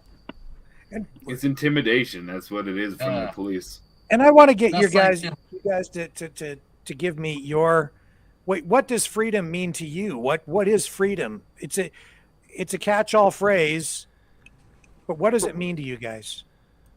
Well, I mean, if I feel that I should be able to wear a mask, I should be able to go do that. If I want to get vaccinated, I should be able to go do that. But I shouldn't be forced to be vaccinated and made where I can't go eat in certain restaurants and go do certain activities and different things just because of my medical status. So for you, it's about choice and freedom of choice, freedom of medical choice, autonomy of body. Yeah. Largely in this context, as it relates to these protests and demonstrations. For you, what about you, Devlin? Well, for me, honestly, like, we have, at this point, you can point back to hundreds of years of established things pointing towards what freedom means. We have a charter, we have a Bill of Rights. These are things that were written down to try and establish what freedom means. And there's so many things over these last 3 years that have attacked so many various aspects of that charter, like our mobility rights, to our right to travel, our right to peacefully gather, our right to protest, our medical privacy rights. And there's so many things that have just been infringed upon. So like the right to choice is extremely important. And beyond that, it's the fact that like it's been a total bombardment on our freedoms. And for me, freedom is a very large picture filled with every color in the rainbow. It's not a black and white tiny little portrait. It's something that covers so much ground, and they've done so much in these last 3 years to cover all that ground and try and take away aspects of every part of our charter and our Bill of Rights. And it's scary, because I'm born and raised here, don't get me wrong, but this country has been a beacon for freedom for the world, and people come here because of that. They know that this country has established things that I just talked about, and that they've been around for so long that this is the place they want to be. And I have talked to so many people that are immigrants to this country that are just astonished at what is occurring here and have seen it happen elsewhere and can't believe that it's happening. And it's scary. So this is the police chief of Calgary, and this is him back on the 14th. My birthday. I want to run this. I'm not sure if this is the clip I was looking for. He might say something different, but so I won't do too much to tee it up. Let's just listen to what he had to say back then, because I just remember he was kind of setting the stage for all of this. Oh, and for sure. I said, look for an escalation in violence in the weeks ahead, starting that coming weekend, because of what he said. And of course, what do we have on our hands right now? What are you facing? Exactly what I thought was going to happen, and I think a lot of people saw coming. To have two groups that, number one, would not cooperate ahead of time. There seemed to be an appetite on both sides to have a conflict. And like I say, I would say that both sides were able to contribute to that. And when I say both sides, I'm not talking about, the homogenous group, because I would suggest to you that both groups are anything but homogenous. We've heard stories that the residents are out there, and these are all residents of the Beltline. That is not the information that I have. I certainly would agree that there's residents of the Beltline and maybe business owners participating due to their frustration, and that would be understandable. But there are also professional protesters out there as well. There are people out there who... Is that true, Devlin? Well, so he's specifically seeming to be talking about these counter-protesters right now. Residents of the Beltline that are out there in defiance of the march going through. And so for once I can say he's actually speaking a bit of truth, because there are paid protesters down there. There's a woman who was running it and has been there every time with her loudspeaker that is like a public BLM activist. And then there's people that are getting paid to go down there to take their signs that are all pre-made and get a check once they go down there. Is that who he's referring to? Is these counter protesters as being professional protesters? Or yeah, I think he alludes to there being professional protesters among the Freedom group as well, which is insane to me, because there's not professional protesters in the Freedom. Holy smokes. Want to promote conflict here, and they would do anything to get their Kodak moment and to get their post. And that goes for the other side too. Yeah, I would suggest to you that this was a damned if you do and damned if you don't no win for the police, because the bottom line is, if they ended up having to use any force against the one side, of course, we know how that turned out, right? They're targeting and they're supporting one side and not the other. If there was force used against the other side, which there has been in previous protests too, may I remind you, then we hear that our officers are Nazis and this type of thing. And this gets all over the right side, rebel media and Freedom and that sort of thing. So, and that's okay. Nobody is suggesting that, the police... Freedom is the right side. Yes. The subject. Yeah, if you believe in freedom... You're right. You're alt-right fascist who is obviously in favor of strong authoritarian boot on the neck government, which makes absolutely no sense at all, because these guys do not understand politics at all. Yeah, exactly. To that sort of criticism, we all know how that works, but the reality of it is there was no winning on this one. And when you get two groups coming together like this who seem to be pitted on having conflict, there is going to be no win. I think it's demoralizing for our officers when you're going out there dealing in one of the most complicated legal environments that I have ever seen in 30 years. And I just think that it's been sort of oversimplified by individuals, some of them elected, some of them appointed. And does that fuel the fire? Sure. Do we have counselors that are encouraging people to go out and participate in the protests? Yes, we do. Do I think that's a good idea? No, I don't.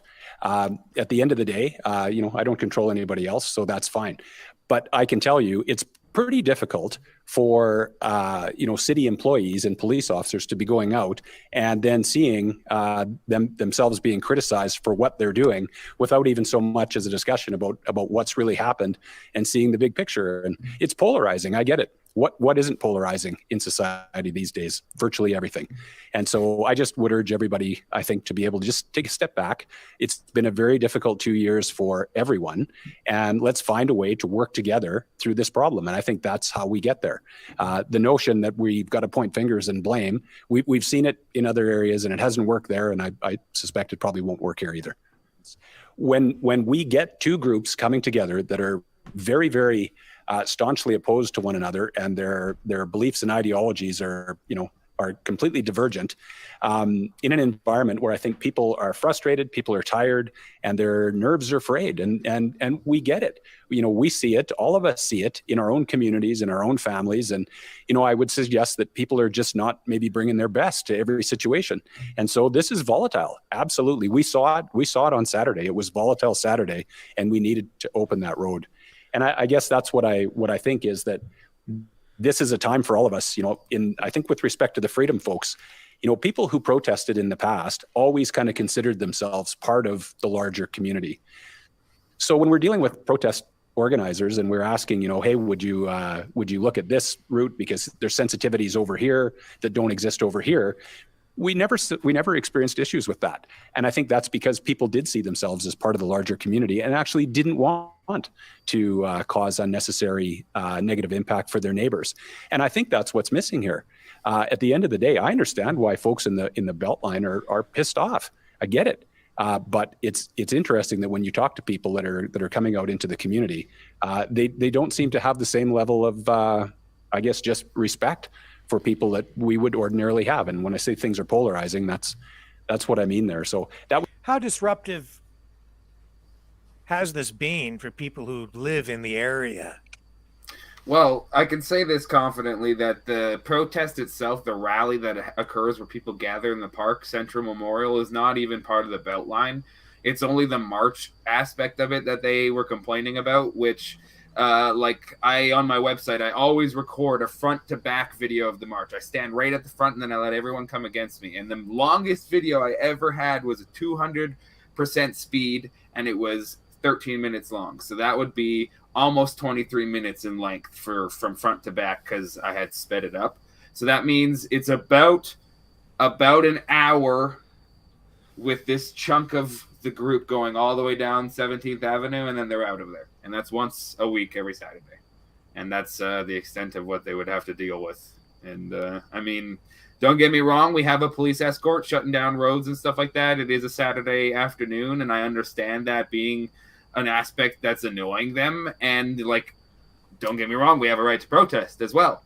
But they've moved now. And like he's saying here, why won't one side just cater to the other? We were going around them whenever they'd counter protest, so we wouldn't be in their way. And then one weekend, they fully blockade everywhere, and the police took an hour for them to actually move so we could go somewhere.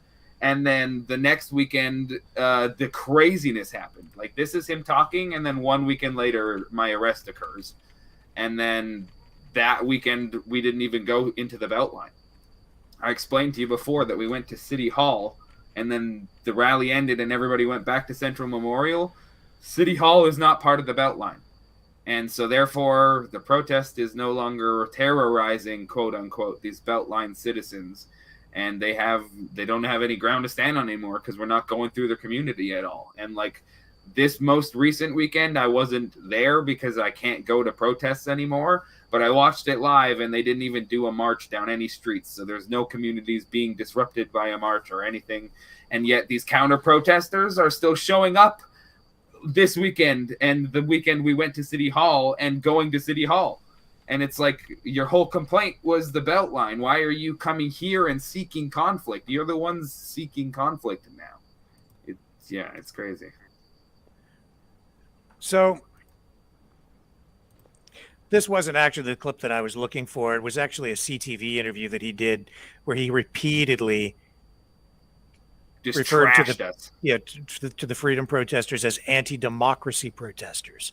It was very clear to me that he had taken sides. I can't find that clip right now.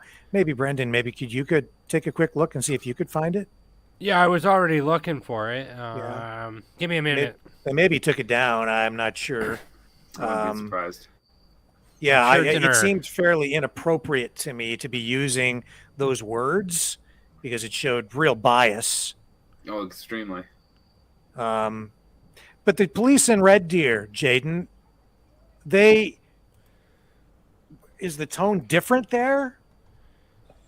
Yeah, well, like, okay, so we did the rallies like up until spring last spring where we kind of dropped them off, but we had cops follow us like all the time there. We actually had this is at the same location where we protest now. We had a cop sit kitty corner to us, one sit kind of and that would be off to the left from us across the road, and then we'd have another one sit way further down off to the right, and then we had one that would sit behind us in some parking lot beside this one restaurant, Cilantro and Chive, who kind of sometimes gave us problems and kind of were the ones to call the cops there. But most of the cops there, they'd be calm. We had this one that he would follow us around all the time with his camera and everything.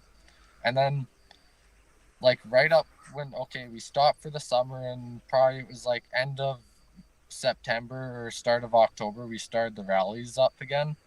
And the cops, they were there for a couple weekends, and then they just disappeared. And then we had a couple bigger events where we moved them down into the downtown of Red Deer, and the one cop who used to follow us around with the camera. Your audio's a little muffled. You might have your hand over your microphone. I'm not sure.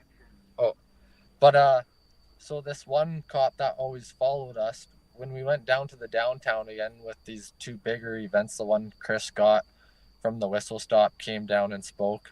Anyways, this cop, he knew me pretty good, and he came up to me and he asked me what our route would be for the march and everything, so he could kind of shut down streets. And he did that, and he was actually really nice that day. It was weird because sometimes he'd be nice, then the next time he was your enemy, he would make it out and then the next time he was friendly again. But he kind of got the other cops to kind of shut down some of the streets temporarily so that we could march through. And then we did a march down there 2 weeks later, and same thing. And then after that cop just disappeared. He's been gone ever since, except for the other day when we were down at the courthouse for our buddy's ticket that was withdrawn. He tried to tell us, we were standing across the road from the courthouse, and he's make sure you guys stay over there. You're not allowed to cross on this side. And it's it's a public sidewalk, but we've had this officer tell us these things in the past. But anyways, besides that, we haven't had any cops give us problems here since we started them up in September again. We've had the odd one kind of stop, kind of just check it out a bit. The one weekend, actually, the one who kind of waved at us, and they just kind of take off after. I know we were doing the convoy around Red Deer because that's what we do every week, and there was a undercover unit that kind of was he ripped past us, and then a while later he was kind of joined into part of the convoy, and then he just kind of again cut out of it, ripped past us, and parked up further down the road and just kind of waited for us to kind of pass him. So I think he was just probably checking out kind of the convoy. I'm not really sure what he was doing exactly, but they've been been peaceful here. We haven't had stuff going on like what's happening in Calgary, that's for sure. Yeah. Well, I think that in a smaller community, police are often more in touch with the community because they just, they know the people, they're more familiar with the people, and they, they're more likely that they're your next door neighbor or live around the corner. And so there's probably just instantly more respect for people on the ground in a smaller town like that rather than in a big city. You said like you had a cop who was helping you guys organize shutting stuff down, right? And he was like, only for even a short amount of time, he seemed to be cooperating.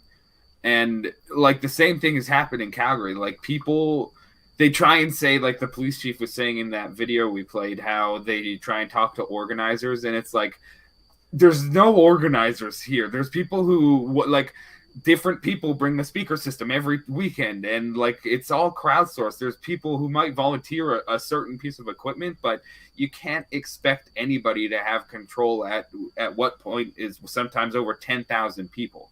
And when the police chief is trying to say they're not cooperating, it's like if you talk to one person, like the guy comes up to you, Jayden, imagine you had 10,000 people marching behind you and the cops coming to you and telling you, okay, you need to tell all these people where they're going in what way.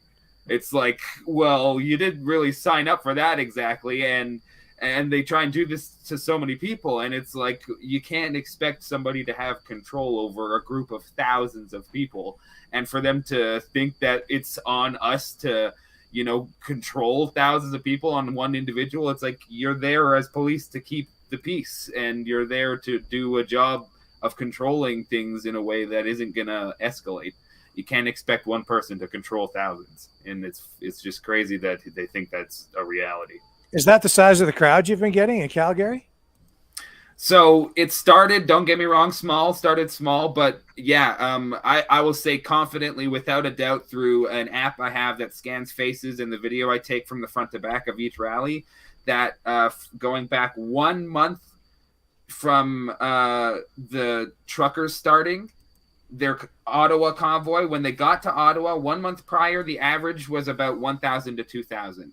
And then every worldwide rally that would occur, we'd see maybe 8 to 10,000, and that was every 4 months. They would get quite big, see 8 to 10,000 for the worldwide rally. But the day that those truckers got to Ottawa, there was 15,000 people in downtown Calgary, and every weekend after that, it was 10,000 plus to 15,000, and like that's 100%. I could confirm that, drone footage and people face scanning apps that count the numbers. And yeah, so at the point in which these counter protesters started showing up and blocking roads, there was literally 8,000 to 10,000 people marching, waiting, wondering why the march has stopped and what is occurring at the front, because there's just like blocks and blocks and blocks of people waiting to march like they had been for the last 2 years. So that's why the politicians are so uneasy, because they don't know what to do with all these people who are clearly waking up. Yes. Yeah. They're afraid. They're afraid. But the people are just saying, free us. Exactly. And the politicians are saying, screw you. Yeah, and it's like the message has been very clear from the get-go, mainly the whole dropping of mandates, which they still exist. Nobody can travel. We still got grounds to stand on there. And you saw what happened when we tried to make it a federal thing. They kicked everyone out of Ottawa. So, yeah, it's still happening in Calgary. It's still relevant. It's on us putting pressure on our premier and our local leaders here in Alberta to put pressure on our federal leaders to remove these federal mandates. And so, yeah, it's going to still occur here. So, Jayden, you're still determined to go out there every weekend and keep on doing this? What is that the mood with the people out there? The weather's going to start to get warmer, so it should get easier for anyone that does want to come out to support these rallies. What do you see happening? Well, okay, so I know last summer they kind of did it similar. They kind of opened everything for summer, Jason Kenney said, and the rallies kind of did die out, but we kind of stopped doing them too, because lots of the people there, they just thought we were idiots because they thought, well, we were all open. But this time again, they've kind of done the same thing around, but I I don't know. I think some people, since it's getting nicer, you know, they might just want to go and do other things now with the nice weather. But I know there's a good amount of us that will be standing there until all the mandates are dropped federal and until accountability is held for like what happened at Ottawa. It was like a month ago, people were just getting ran over by horses and tear gassed, and there hasn't been any accountability made on or held to Trudeau or any of them. And what about the mainstream media, Devlin? How do they get treated by the Calgary police? Well, I mean, the police sentiment for the media is, I couldn't really speak to how they feel about them, but they let the media in for sure. Like, the media gets to grab the money shots of me getting arrested and plaster that all over whatever newspapers they want, and the media gets to get the interview with the police chief. He's never going to talk to anybody independent, so they definitely have their relationship, and you can see them spin things all the time. And don't get me wrong, like, over this last week and 2 days, almost a week and a half now since this arrest occurred, I've had a lot of like CTV reached out, Global reached out, they've all reached out, and their sentiment, I told them, like, if you're gonna do something, you have to use video, and yeah, I'm not just gonna give you audio clips and things like that. And to make a long story short, they've said it's been a hard 2 years. They want to start bridging gaps.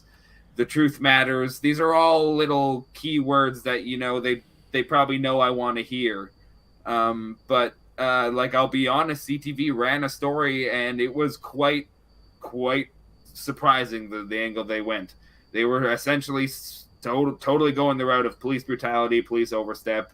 The piece started with Beltline citizens saying that they were glad the protests have moved out of the Beltline community. So it kind of starts with a playing devil's advocate side to everything, and then it really did. It showed the taser injections, my bruises. It showed my video and everything of the police attacking me. And he said that to me, he was like, I can't believe this is happening in our own city. This is something I never thought I would have seen. So, like, yeah, I don't know. If you really look into it, both sides tend to be against the police as an authority figure in a lot of ways. I will never get behind defunding the police because, like we said earlier, like, I want to be able to call a police officer if I'm getting assaulted or if I'm getting robbed or if my car gets stolen or if anything, you know, but like, I'm scared and there's parts of me that don't want to now, but I don't think that we shouldn't have police, and that's not something I want to get behind. But the media seems to me that the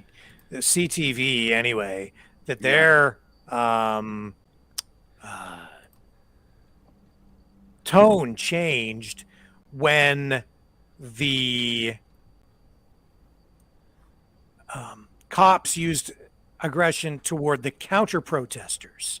It was that weekend, and the story that I saw that they ran, that in fact, saying the cops were in the wrong, essentially. Yeah. And here it is here. I guess maybe it was Global News. Brenden has a clip up here, and maybe we can bring it up now. I've got it here. And this is, I think, the one that I was looking for that I couldn't find. No, it absolutely is. I remember. Yeah, okay. Perfect. Okay, so let's get this up. Yeah, right there.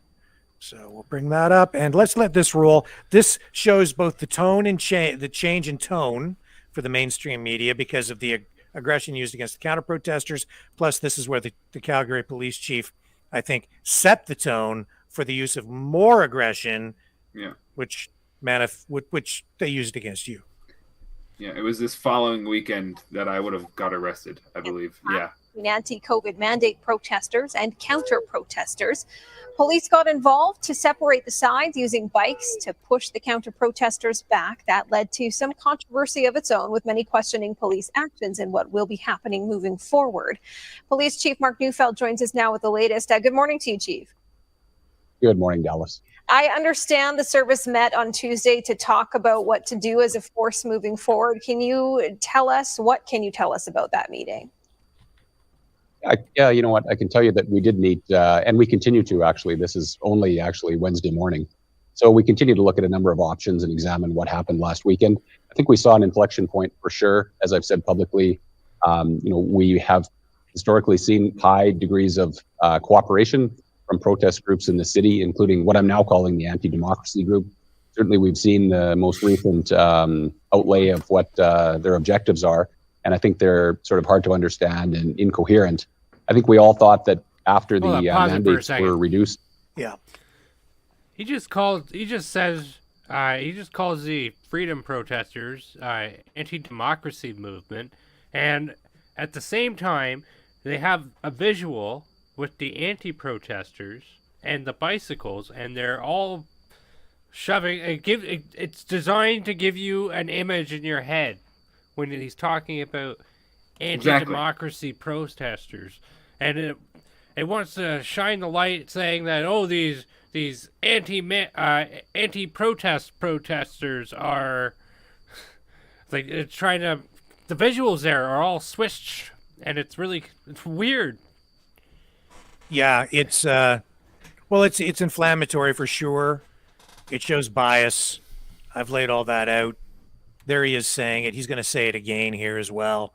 And he says we're hard to understand, like that the protest message is hard to understand. Like, what part of rescind mandates is hard to understand? Yeah. What part of accountability is hard to understand? Which is double speak for saying you're all a bunch of nut bars. Yeah. Yeah. And, unbelievable. And lifted here in Alberta, that we'd see, a subsiding of the protest. See, and he's saying because they lifted the mandates, why didn't you go away? Well, because not all the mandates have been lifted. Because you still can't get on a plane if you're not vaxxed. Because a lot of people have still lost their jobs. Because there are still many measures that are in place, and it's pretty clear that the mandates that have been lifted can be reimposed at in the blink of an eye. And probably the Calgary court system still has a masking mandate. Every hospital and medical center in Calgary has a masking mandate. You can't enter any of those places without a mask on. And they're doing that at a local municipal level. Yeah. Protests, and we haven't, and it appears that we're not going to. And so we're looking at different options as to how we can manage this differently than other protests, because I think, again... So he wants to manage this protest differently than other protests. 4 days later, injunction. Yeah. Most of the groups that we deal with are quite cooperative with the police. They're respectful of the community, and they actually want to be able to exercise their Section 2 charter rights, but they also want to do it in a way that doesn't, negatively impact the community. And this group certainly doesn't seem to be in that camp anymore. Is there any truth to that, Devlin? No. As you can see over the last 2 weekends, and I've already described that they've left the Beltline. These rallies and everything have moved from the Beltline. So if you can't say they're not seeking conflict or not being cooperative and trying to, exercise their charter right to protest peacefully, I don't know what is. And so where was he getting this, and where does this mindset come from? Well, they're trying to frame the optic of the counter protesters and protesters wanting to have a clash, which never occurred. Like I told you, the only time they ever encountered us was when we'd go on our planned police escorted route march. And that was the only time we'd ever encounter them. And we'd go around them. We'd divert down a different street. Sometimes they would only stand on the side of the street and the march would go by while the police stood in between us and made sure crazy stuff didn't happen. One of those times, the counter protesters cracked a smoke bomb and threw a smoke grenade into the crowd. And these are all just escalations from the counter protester side while peaceful people tried to go around them. And then one weekend, and this is the weekend following his speech coming out in both videos that we've watched, the police had a blockade set up with the counter protesters all the way across the road and then blocked off all these other avenues so the protests couldn't divert anywhere, couldn't go around them, and then let it sit there and bubble for an hour before the police finally opened up an avenue and let the protest go by.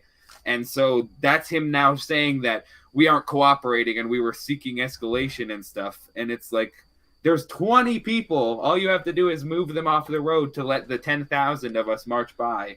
And they didn't do that. And they're saying we're not cooperating, when now the massive group of thousands of people don't even go through the Beltline anymore because everybody there is realizing what our police are trying to do here, and are like, we're the good guys, we'll cooperate.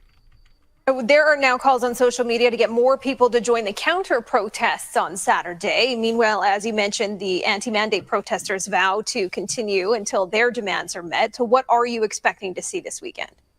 And let me ask you something. What do the counter protesters want? What do they want? I mean, they wanted us to leave. That was it. They wanted us to not be there anymore, and that was it. I mean, their signs, if I'm going to be honest, you'd have a laugh at some of their signs. None of that freedom crap here. You're in Canada. There was things like, we want more sick days. Like, okay. And things just like nonsensical things. More sick days because of COVID? I don't know. Like, what does that have to do with these people here marching? Like, sure, get in our crowd. We could get behind some more sick days. Like, yeah, I don't know. So they want more, like, do they want more lockdowns? They want more masks? They want extra vaccinations? They want to see everybody bending the knee just as much as they bent the knee. That's what they want. They think equality means everybody has to stoop down to their level. And that's acquiescence. Yeah, it's not what's going to happen. And everybody who has a backbone can't even imagine trying to bend the knee to the level they have, and they can't stand that. Well, I guess it's not surprising. I see that on social media as well. And at times like this is typically what we'll see. It definitely complicates matters for police, because certainly as we get ready to deploy for the weekend, we would like to be able to just deal with one group, but that may not be the reality. And if that's the case, we'll deal with what comes. But certainly, to decrease volatility and to be able to allow officers to focus where I think they need to be focused, it would be much easier if we could focus on one group. In terms of the cost of resources to the Calgary Police Service in being at these protests, the bike units, the Hawks helicopter, the manpower, how much is the service spending on this from the CPS budget? Yeah, so in 2021, Dallas, the numbers came in at around 1.9 million to police protests for the year 2021. Now, obviously, those costs are being incurred in 2022 as well. But it's not just, as I've said before, not just the hard cost for people coming in on overtime or that type of thing. It's the opportunity cost. Officers are being brought in increasing numbers from all around the city. And when they're downtown policing protests like this, they're certainly not doing other very valuable work that they could and should be doing. And so I think that's a real cost there too, that we don't see in terms of finances or numbers. But I certainly think it's there and it's impactful. In your remarks on Monday, you said that these two sides are both looking for a fight, but for months there was no counter-protest movement outside of calls to 311. So this movement in the streets showed up really as a result of frustration from inaction and disruptions in the Beltline community. How do you think it got to this point? Is that true? Yeah, so there was nothing ever. They never showed up, and they're trying to say she even quoted him saying that he's saying we're both looking for a fight. It's like, we weren't looking for a fight for the last 2 years. Nothing's changed. And now all of a sudden this group shows up looking for a fight.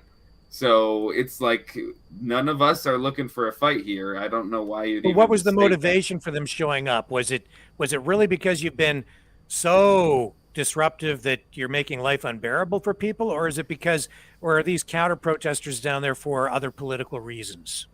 Well, I mean, in all honesty, they're trying to hide behind the guise of it being an unbearable situation. And that's absolutely not the reality. Like, the amount of businesses and business owners who would come out and be happy to see us, or waitresses would come out on their break and be happy to see us. And don't get me wrong, like I said earlier, the streets are getting shut down. I can understand the annoyance of wanting to leave your house or your apartment building and not be able to drive for the 15 minutes that a crowd walks by you. But in the grand scheme of things, what's happened over these last 3 years, we've been a lot more inconvenienced by our government than any kind of 15-minute march in your community. And you live in the Beltline core, the downtown core of a city that's loud. What do you expect? So I haven't been there, but it's pretty obvious. Let's call it what it is. You've got a bunch of people who are tired of all this government overreach. They're tired of all these mandates. They want the masks to come off. They want their freedom back. They're tired of these stupid politicians ruling their lives in crazy ways and making life unbearable for them because they're inconveniencing the entire country. And then on the other side, you have some far left radical protesters who always make up a bunch of BS, spin up a narrative, lobby the media and lobby local politicians and politicians in general by making a bunch of phone calls, calling in to complain to the police service, to gin up a response from local authorities so that they get momentum behind whatever their movement is. But that's what it is. It's not, those protesters were not down there because they're local residents who are upset with disruptions in their community. Those people are down there because they are political activists. Exactly. They're Marxists, they're communists, they're far left-wing socialists, they're New Democrats, they're the hardcore liberals who are on the left wing of the party. They're the hardliners, and they're the same people that show up at all the protests all the time and always will. Yeah. And I'm sure that if you went back and looked at video of the people who are there counter protesting and then went back 5 years ago and went to some protests where you had a bunch of left-wing causes, if you went to some BLM marches, you'd see those same people. And those would be the people leading it, involved. You'll see those people involved with those political parties on that side of the fence. That's the truth. That's what's really going on. And all this spin about it's so disruptive, their local residents came out to counter protest. It's a bunch of bunk. Yeah. That's bunk. Yeah. It's like you said, like they call and they try and get the rally of these politicians and the police by calling in and stuff. It's convenient that they're calling and getting the same rally of politicians that are also going out on social media and calling for people to go and stand up against this and don't like the protest already. You know what I mean? They manufacture this stuff and they know how to do it because they do it all the time. Exactly. Oh yeah. Joe, you get Bernadette to go and you guys make these phone calls. You get your team together. You phone in and lob send all these complaints into the cops. Peter and Frank, Tony your Walker. job is to call all the politicians and complain to them, and then you call the media, and then the cops because if you complain to the cops, they're compelled to respond. Yeah. They have to respond. It's their job. If they get complaints from the community, and they know it. So they're playing this game. This Courtney Walcott guy has a Twitter post going back weeks saying, call it in. Everybody needs to report it in. Yeah, like he's rallying for it. Exactly. That's right. That's exactly right. You see, what I'm saying is laid right out. It's on public display even. They're not even trying to hide it. They know how the system works, and they're playing the system to get the political result that they want. They're weaponizing the cops by going through these procedures to get a response from local government and local police. And that's what they're doing. It doesn't take much. It just takes one person operating a 411 complaint line, answering 30 calls, the same 30 people who look at this guy all the time on Twitter, right? They get these complaints, and before you know it, you've ruined somebody's day, and the numbers will show, 30 people called in to complain about the protest, blah, blah, blah. And make no mistake, the same BS was going on in Ottawa when they were saying, that it's disrupting all the local. Yeah, I'm sure that some people down there didn't like all the honking. Okay, but the truth of the matter is it was a coordinated, choreographed phone campaign of complaints from political opponents the same people who are down there marching with hammer and sickle flags and counter protesting in small groups at the other end, eventually during the Ottawa protest. That's what's going on at all of these things. And the politicians, our local politics across the country has been infiltrated by, it's dominated by left-wing politicians largely. Even at local level, it's scary. Yes. And so they respond and they're involved. They're involved in all of that. And they've captured the police services in the same way. And the cops know it. The police and the chiefs local know media. It. Not And even just not even the big global media. We're talking like small little publications that are only put out in the city that are totally captured and being entirely used as like a platform to push these agendas. Yes. You got to understand how this stuff works to really get what it's all about. All this crap, that we're seeing right here on the news right now, it's all spin, man. And it's all choreographed. It's like a dance routine. Mm-hmm. Talking to people in the community, and as recently as yesterday, speaking with business improvement area representatives there, it becomes clear, I think, that folks were sort of, frustrated, as you can understand and appreciate. I think they were kind of gritting their teeth because I think there was a thought that the mandates and the restrictions were going to be lifted, and people could see that based on the reducing, case counts and the projections that had been provided. And I think they thought that the protest would subside. And then when they didn't, I think that's when things really became frustrating for people. And I think that's what's caused the boiling point here. And now we waited for that, and the protest did not stop. So the blame has shifted a little bit. As you said, you feel like police are blamed. He should be asking himself why they haven't subsided. Yeah, they don't and even try to touch find on out it. what the real reason is. What's the real concern among these people? Like, does he think that they're down, that these people are down there just marching around for the good of their health, that they don't want to be doing other things on their weekends or their time off? He's got to have rocks in his head. It's willful ignorance. Like I said, they're choosing to be ignorant and appear like they don't know when they know. They know. You don't get 10,000 people out marching down the street just because they want to piss people off. Yeah, exactly. Devlin, can I ask you something real quick? Yeah. So in downtown Calgary, is it historical, pre-pandemic, that there would be like downtown festivals at the Beltway? Oh yeah. So like, I don't know if you've ever heard the term the Red Mile in relation to Calgary, but 17th Avenue, which is the Beltline, and that's the area we were marching.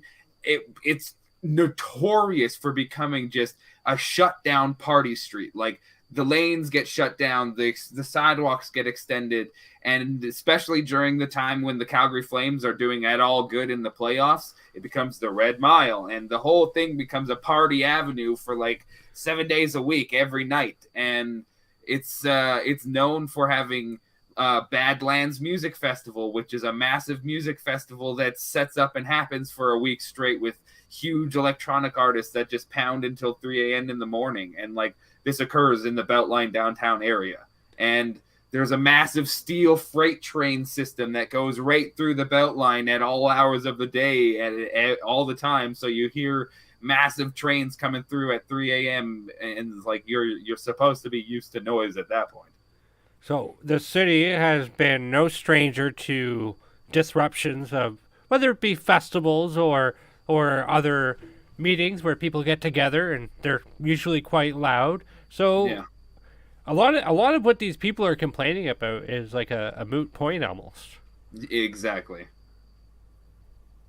Crazy story. I just wanted to inquire after that. Yeah. Protesters, what do you think the Calgary Police Service's role is here?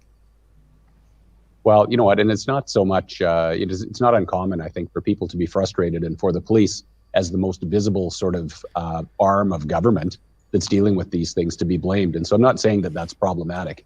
I guess what I'm saying, though, is that I think now is a time where I think the citizens of Calgary and the Beltline want to see their leaders working together in their best interests. And so I don't think this is time for blaming and shaming. I think it's actually time to get together and do the hard work that's required and focus forward. But you're the guy who just sat there and said that you have You are blaming the freedom protesters because you say that they're anti-democracy protesters. So you're sitting here saying no blame and shame, but you're clearly taking a side. Yeah. This is so ridiculous. our role is an obvious one. I mean, we're responsible for policing these protests, making sure that the community is safe and that we don't have violence and property damage. But it does go farther than that. I think these protesters are from the anti-democracy group are actually pushing the limits of Section 2. So now he's blaming The and anti-democracy shaming group. in one breath.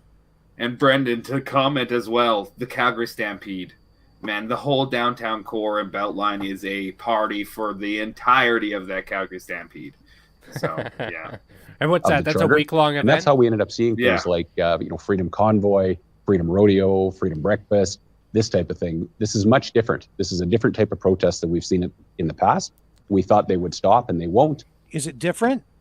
No, that's the beauty of it. What's changed? Please tell me. I have a great documentation going back for a year and a half showing the exact same formula, format, and occurrences for these rallies that hasn't changed in any way, shape, or form. So please tell me what's changed. Now they're articulating that basically we want to do whatever we want to do. And so our job is to figure out how we... What does that even mean? Do you get that do you have that on a placard? We want to do whatever we want to do. Yeah, like to my understanding of what he's coming at with that sentiment of we want to do what we want to do is the sentiment of there's 10,000 people. So if you tell one person, hey, there's a blockade here, we got to get the rally to go around it. And then you can't go around it. Like I said, they were trying to line it up like we weren't cooperating. And we are cooperating, and he's trying to say, like, we're doing what we want to do. It's like there's 10,000 people who are going to do what they want to do, and they're following the police orders. And I know you weren't there, Jayden, but what do you think?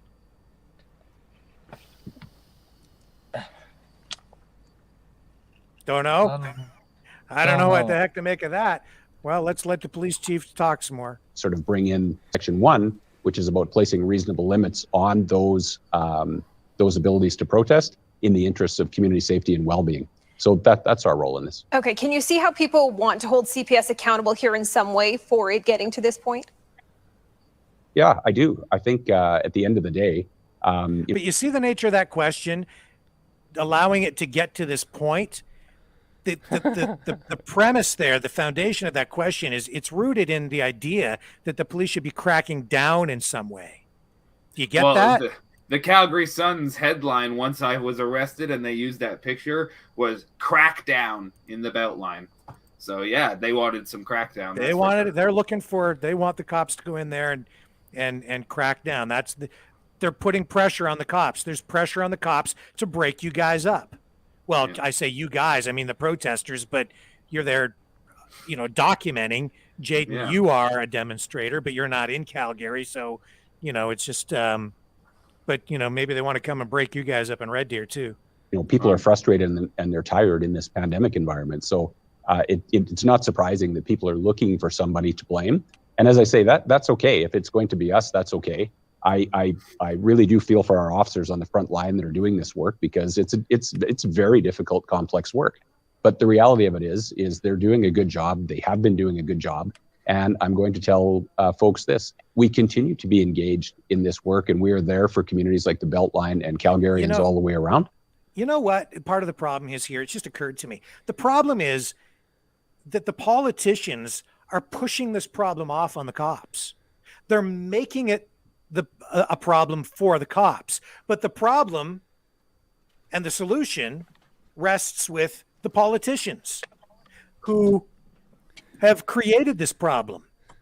And they're just saying, you know what, cops, go deal with these guys. They don't like what we've done. Too effing bad for them. Go deal with them. Get rid of them. That's what they're saying. And the cops are too stupid to realize that they're being manipulated and used, or maybe they're just willing. Well, if they resist doing that, they get told that they're bad. They get interviewed by people by Global saying, how could you guys let it get this far? Right. And I mean, the politicians did the same thing with these mandates. They handed down the responsibility to business owners, to managers, to the cashier, to the person who just cleaned the toilet and is now asking for your vaccine proof. they handed down responsibility there as well. And it's like, and the same thing, if you don't follow in line, you're in trouble. And it's crazy. They've made a big mess. They're not willing to clean it up. So they're just telling the cops to just kind of deal with the people who don't like the mess. Exactly. We're going to leave the mess over here. We're going to leave the mess. We're not going to clean it up. But it's a bloody mess. Yeah. It's a bloody mess. And it's come to this. This is a complex situation. I can assure you that we are working. Actually, it's not. It's pretty simple, really. Working very hard on dealing with this. We've got partners engaged, and we are going to be there for you, and we're going to work this through. You said we have to work together. I assume that means with the city as well, as Mayor Jyoti Gondek has called this a parade, not a protest, says they need support by the Calgary Police Service. That's not accurate, is it? Does that mean I can go because it's not a protest? Like, I don't know. Like, I don't know. That probably could be debated, being like, well, the mayor deemed it was a parade. The city did meet yesterday on this. It resulted in a letter to the police commission because that's really all the city can do at this point. Meantime, police commission member Heather Campbell tweeted out a link following the clash last weekend to a site that outlines the process for filing formal complaints against the police, saying she believes there are a few people who may require that information. How many complaints have been filed? What does the service do with those? And how does this make you feel? You know what? Well, I think it's a pragmatic release. At the end of the day, when you do see, and we saw the public reaction to what they saw on social media, and so that's completely understandable. Factually, that is the process. The process is available, obviously, on the police website. The process is available on the commission's website. You know, when we have commissioners tweeting it out during the event itself, you worry that there's perhaps a bias there. I think officers feel like there may not be support because there isn't even a discussion or a question or a briefing about what's happened just yet. But I actually think sending that out is fine because I think after an event like that, you know, people may factually need that. But I think the unintended consequence is that coming from somebody who's on the police commission is that it sends the message that there is no support for the people doing the difficult work on the ground. We are out of time, Chief, but I do want to leave any final words to you. You know what, just to reiterate, I think, you know, there's lots said and that sort of thing about the issues. I can tell you that we completely understand what's going on and sympathize with the folks in the Beltline. And so we are fully engaged in this. We're being very thoughtful about the way that we approach it, not trying to be emotional and just react sort of in the moment. And I think you'll see a very different approach on Saturday. This is a difficult issue. We'll continue to work on the coming weekends. And I think there'll be a time in the future to look back and say, hey, was there opportunities to be able to intervene differently or sooner or whatever? And we'll do that. But right now our folks are focused on the issue that I think Calgarians want us to focus on. And that's the issue right in front of us this coming Saturday. Still being in the thick of things, Calgary's Police Chief Mark Neufeld.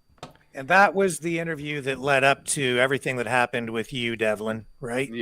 Yeah, 4 days prior to that, or after that, they put out that injunction the night before the next rally, which was trying to shut down everything and anything to do with the rally in a park.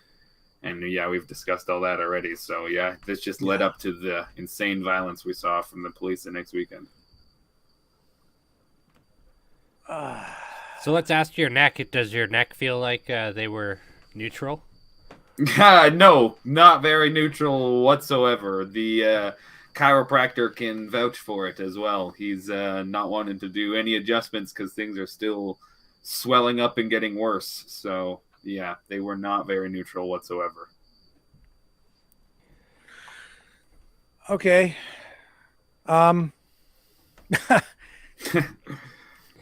Wow. I mean, so at this point going forward, I'm happily eager and willing to share anything to do with this case in the public eye because don't get me wrong, it's not like I want that, but this was a pretty public arrest and every newspaper in Calgary ran it as their front page. It's gone to other places as well. And following it, the police chief has come out and had statements about it and everything. So I'm has definitely... the police chief mentioned your case specifically? Not me by name, but yeah, he did say that that one of the protesters was arrested for assaulting a police officer. And that was in the statement that he made coming out afterwards. So they're going full force with me having assaulted a police officer. And yeah, I think, I mean, like I said earlier, I want accountability for this, and that's all I'm going for in the end, because there's some people who definitely stepped out of line here in very, very big ways that should not be able to just rescind back into the shadows and step out of line again in the future.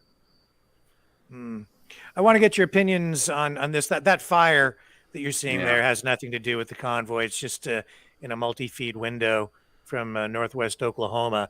But these other feeds, most of them are from the People's Convoy, which is still staged at the Hagerstown Speedway, I believe, or they might be on the road now. I'm not sure, but they are now heading back across the country toward California after sort of driving around the Beltway in Washington, D.C. to make their presence known. And they did get some meetings with politicians there as they tried to address the issue of medical mandates in the United States. And they have been inspired by the Canadian convoy. Jayden, do you think that this People's Convoy is having any impact? What's your impression of what's going on south of the border, and even with other convoys around the world that have been inspired by what you witnessed in Ottawa and what you see going on in Canada today? What do you think?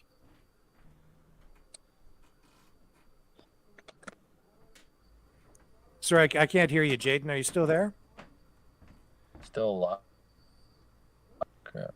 Are you still there?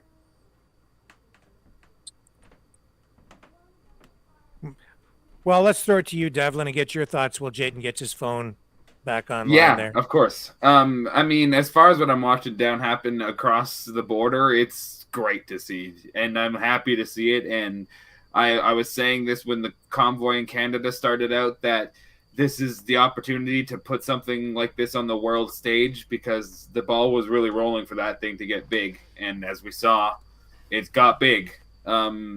So, yeah, I mean, in Canada here, we really put all this kind of protest against the government overreach with these mandates was put on the world stage. And now watching it kind of unfold in different places it's amazing to see. And I'm glad that they, feel inspired for once. Canada was leading the charge for freedom in standing against the government, when you'd really kind of expect the United States to be ahead of the curve with that. Okay, we're just going to run this little promo again while we see if we can get Jayden back online. The New World Order. Government overreach. The Great Reset. Mainstream media lies. Now more than ever, independent voices are needed. Donate now at freedomreporters.com. That's freedomreporters.com. Maverick News. The antivirus program for your mind.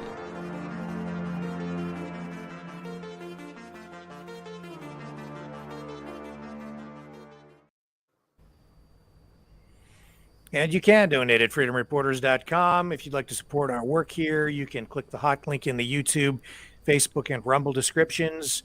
And you can also support us by liking, sharing, and subscribing, and hitting the notification bell to make sure that you receive notifications whenever we post new videos or go live.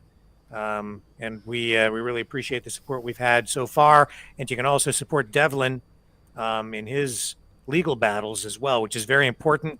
We know that his story is extremely vital, and we'd encourage you to support him as well, because he's facing a big battle with his charges. And we'll put up his donation information again before we sign off. Jayden, can you hear us now? Are you there, Jayden? No audio with Jayden. Is he muted? That's why. There we go. How about now? We hear you now? Still can't hear Jayden. Oh, that's too bad. I can see his footage isn't choppy or anything like that. Yeah, for whatever reason, his audio isn't coming through. Maybe he'll. You know what, Jayden? Why don't you sign off and just click the link and log back in? I'll let you back in and reset, and then your audio will probably come back online for us. Okay. So he'll sign out and then just log back in. So have you been tracking this convoy across the border pretty well then? As much as we can. We've had some interviews with people down there. We've had some some people on the ground. Some of them left who are helping us. Yesterday they announced that they're heading back to California, though. The thing about the People's Convoy is they've tried to remain entirely lawful, entirely peaceful, and not do anything that would be too disruptive. They've taken steps to make sure that they don't get anybody arrested, that they don't that they want to make sure that rigs, trucks aren't confiscated. They don't want to have a repeat of what happened in Ottawa. They don't want to give the authorities any reason to take any action against them at all, right? So that's been their approach. But as a result, they've sort of been reduced, and I totally get it, and I actually support them not getting people arrested. But so they've just been reduced to driving around the Beltway around Washington, D.C. They haven't been able to really go down into Washington, save for a couple of occasions when they got a few trucks down there. But no blockades, no shutting down, no parking on the streets, causing any disruption at all. Right. So, as I say, they've had some meetings, but it's a difficult situation because I'm not sure how you get leverage without causing some disruption with your protest. You need to get people's attention. If all you do is drive around, basically you're just a big rolling billboard. And I'm not criticizing what they're doing at all. It's a challenge for them, and they're trying to find a workaround. And one of the things they're doing now, I think, and it might be the right move, is to head back toward California, where some new legislation is that they've become aware of, that they feel needs to be protested. And by rolling across the country as an actual convoy again, they can stop in town after town and build support again as sort of a rally or convoy, where they can meet with other smaller convoys in each of these communities, lend their support for demonstrations that are going on in other towns to build support that way. But man, I don't know. It's the anti-freedom movement, as I would characterize it, the pro-lockdown, whatever you want to call it, right? The people working against them, they've got it figured out. Like they've got you at every turn, right? And like in Canada, the government basically declared war on the truckers. Yeah, pretty much. Freezing bank accounts, using war-like measures against stealing assets, like literal physical assets. Yep. So, and they've taken similar steps. That's sort of what they did. They used very harsh measures against demonstrators from January 6th in the U.S. Yeah. Much of the same sort of thing, right? You take one little step over the line this way, and even if you don't, they'll make a new law so that they can come and get you, right? So it's funny that our police chief sits there and says that, like, you laughed at it, that it's a delicate and confusing and like hard situation. It's like, go look at anything that occurred south of the border, like during BLM riots, during anything to do with George Floyd. That's a delicate and hard to handle situation. I don't know what he's even talking about. Like, it's become so ridiculous that you're not supposed to believe your own eyes anymore. I've seen CBC reports where they're describing violent insurrection, occupation, a siege of Ottawa, when they've got some university professor on there describing it that way, while they're running footage of literally kids on bouncy castles and people making heart shapes with their hands out truck windows. And they're trying to tell people that the people in Ottawa were violent in some way. And it was the exact opposite. And yet you watch the BLM riots and things are burning to the ground in places in the US. And you've got the mainstream media sitting there saying it's a mostly peaceful protest. And, we're supposed to tolerate all of this and understand it and just go with it. So much so that those riots inspired thousands of people to come out because they were told by the media to do that at the height of a pandemic when everybody was supposed to be locked down because it was such a dangerous virus that if anybody went outside and gathered with more than if you got close to even one other person, that the virus was going to get you and spread through society and kill half the population. But then they said, but it's okay for you guys to go and protest for this. Fear mongering at its finest. Oh yeah, it was just crazy. Are you back, Jayden? Can we hear you now? Yeah, I think you can hear me. Can you? There we go. Yeah. Okay. Wait, I'm not sure what happened there. So after being to Ottawa, seeing what happened, what are your thoughts on the Freedom Convoy and everything still going on in Canada, inspiring other demonstrations in the U.S. and around the world? Well, I think something the Freedom Convoy did was it really showed the power of the people and what we can all accomplish when we come together for like a common goal. We pretty much when we got down there, well, the whole way there, every stop we made, there was people that had like lunches made, handing out to all of us. Once we got down in Ottawa, everyone was helping out. There were some people like cooking food for everyone. There were other people like every morning when it would snow, there'd be people out first thing shoveling off all the snow, keeping everything clean. People started helping the truckers get gas. And once the cops kind of started so there were people that were driving quads up, kind of hauling a bit of gas to take to the truckers. And then the cops kind of stopped them from being able to do that. So we just kind of brought sleds up and wagons full of gas. Some people would just be literally carrying these big jerry cans down the street. But we all worked together, and it just showed that we built pretty much our own little community in the downtown Ottawa for a month. And it just shows the power of what we can do when we all come together for a common goal. And I think that was a important thing that hasn't really been looked at too much on one of the good things of the convoy.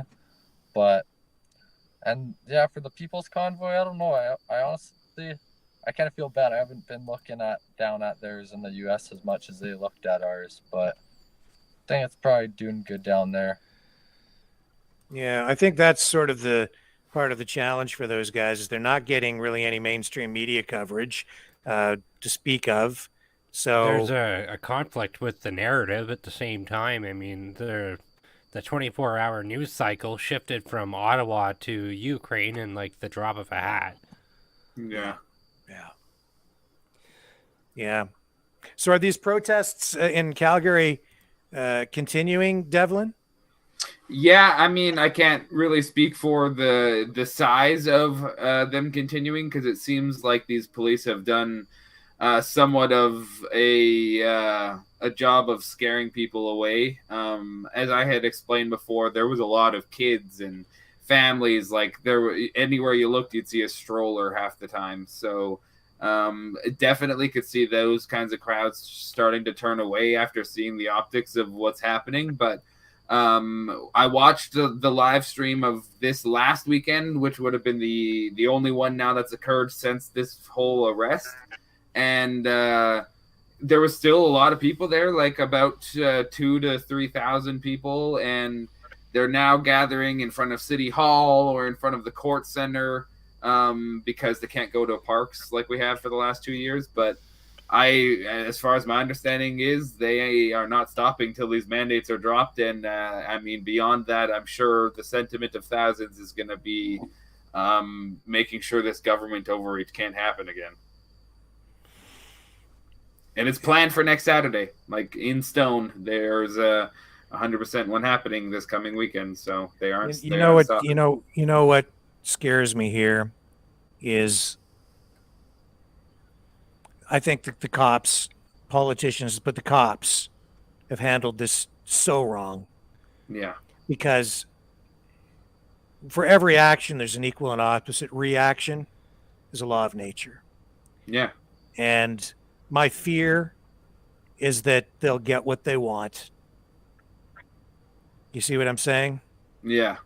And if you take away, people have been locked down, masked up, injected. People have lost their jobs, businesses.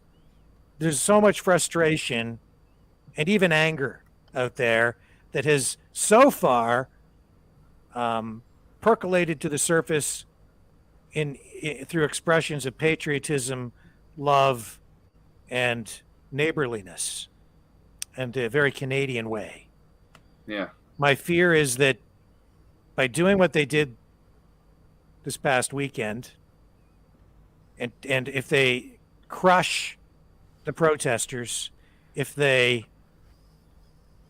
take away that vent, that release valve for the frustration for the people who have been clearly frustrated to the point where they're willing to spend every Saturday out on the streets in the cold, you take that relief valve away and you're just going to build the pressure.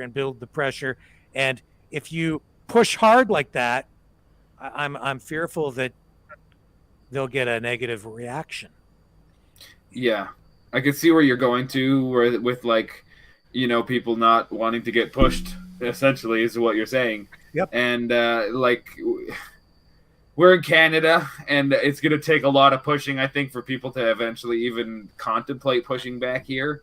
And I mean, with that being said, that means there's going to have to be a lot of pushing come from them, and I don't want to see it get to that point at all. I feel like the way that this goes forward is like they want this to stop, and if we stop, they get what they want. But they also want this to turn into an optic of us being aggressive and us being violent, and then that's also them getting what they want. And it's like, how do you find a middle ground when you have them attacking you, not wanting you to be peacefully protesting, and not giving up at the same time? And how long do they expect the people to stand there and have the crap beaten out of them before somebody, person? I'm going to tell you, I'm just going to be straight up. The cops are damn lucky that they're in Canada and dealing with a bunch of Canadians who are peaceful and not radicalized in any way. They're lucky they've been dealing with a group like this. They're damn lucky. Very true. Yeah, and I mean, you can point to a lot of instances that have occurred that would have gone a lot worse if it wasn't here in Canada with peaceful people, and that's easy to say. But I don't care whether they're Canadians or not. The cops need to wise up, get back to community-based policing, start treating people with respect, because you can't just keep beating the shit out of people. You can't beat the shit out of people weekend after weekend and not expect somebody to push back. Yeah, and I mean, like I said before, where it seems like their number one goal is to stop this or to have it escalate to be able to make us seem violent. Right. And exactly, yeah, and exactly, it's just number one thing is stopping it. And I said how it seems like the numbers may be dwindling and people are scared to come out and stuff, and that's why my number one thing here is accountability, because I want to show people that these guys can be held accountable. And it may be a very hard uphill battle at this point, but if I can show people that it's doable, and I mean, in a perfect world, we could use this to reform aspects of the Calgary police that need reform, but that's obviously a golden opportunity that isn't going to present itself, and I have to fight for that. I've said here repeatedly that people need to remain completely lawful, completely peaceful. Yeah. Because you can't give them what they want. And Exactly. we need to, and anybody fighting for freedom at this point needs to start thinking creatively and find creative ways to fight for freedom. But that being said, seeing what I've seen in the last month from Calgary Police, from Ottawa Police, from other police services, if there's escalating violence, and the violence that has unfolded right now, and this is my opinion, it's on the cops. It's not on the protesters. It was on the cops in Ottawa. It's on the politicians. If there's blood, it's on their hands because they have provoked this. If there's more violence, it's on the cops because they have provoked it. The police chief, with his words in that interview right before last weekend, set the stage for it. Those were inflammatory comments, biased comments. Those were comments that were directed straight at one group. The group that a group of politicians want shut down. And they came after you, Devlin. Yeah. And you're not even really you're not an organizer. You're not one of the main protesters. You were down there working as a journalist, but they came after you because they're afraid of you too. They're very afraid of you, and they're afraid of people like me and Brenden, and they're afraid of Jayden too, although he looks much nicer and kinder than I do. But it's what they're playing with fire.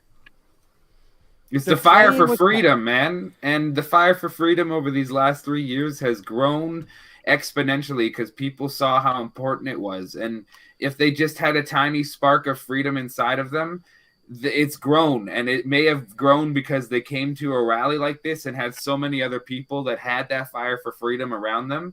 And it's our politicians and the tools they're using being their headpiece of the mainstream media and their arms and legs being the police. They're using them, and those guys are now getting burnt by this fire for freedom that they're trying to snuff out.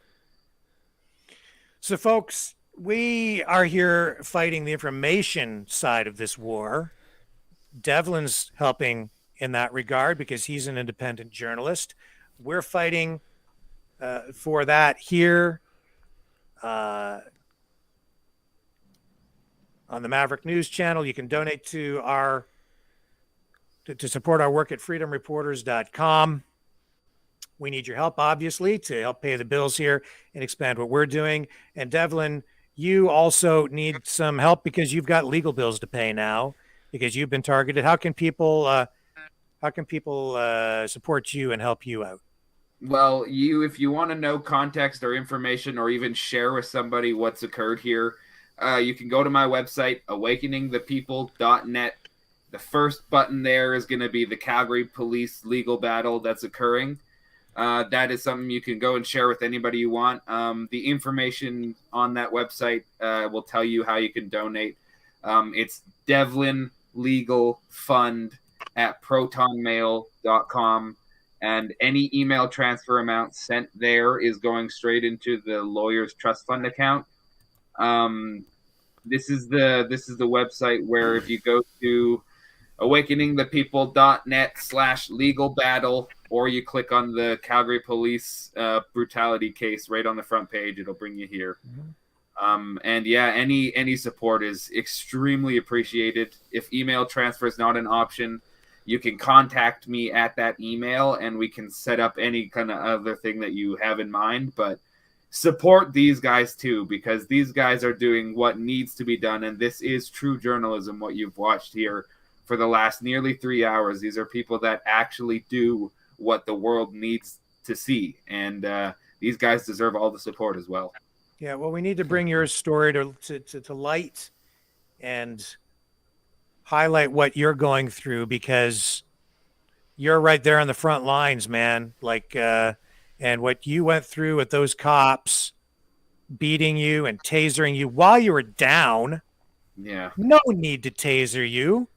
That is absolutely, in my estimation, excessive use of force. Yeah.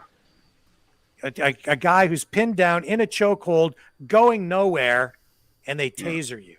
Yeah, my lawyer is a kid in a candy shop right now, to say the least. He has a background in police brutality. We've gone over this, so he was very eager to take this case because he understands exactly what they've done wrong and has very much experience in bringing them to justice. So I'm super excited to not only get these bogus charges thrown out and defend myself as I should, but to push a lawsuit against the Calgary police for sure. I'm so disappointed. I feel so lost as a Canadian these days, you know.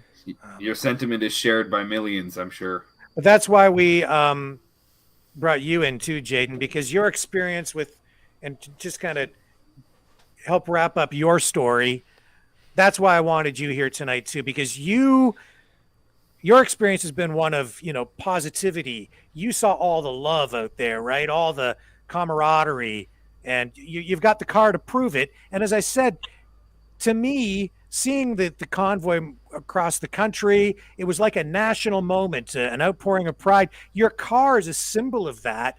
And I could see, you know, in the future, your car being in a museum someplace with your signatures all over it.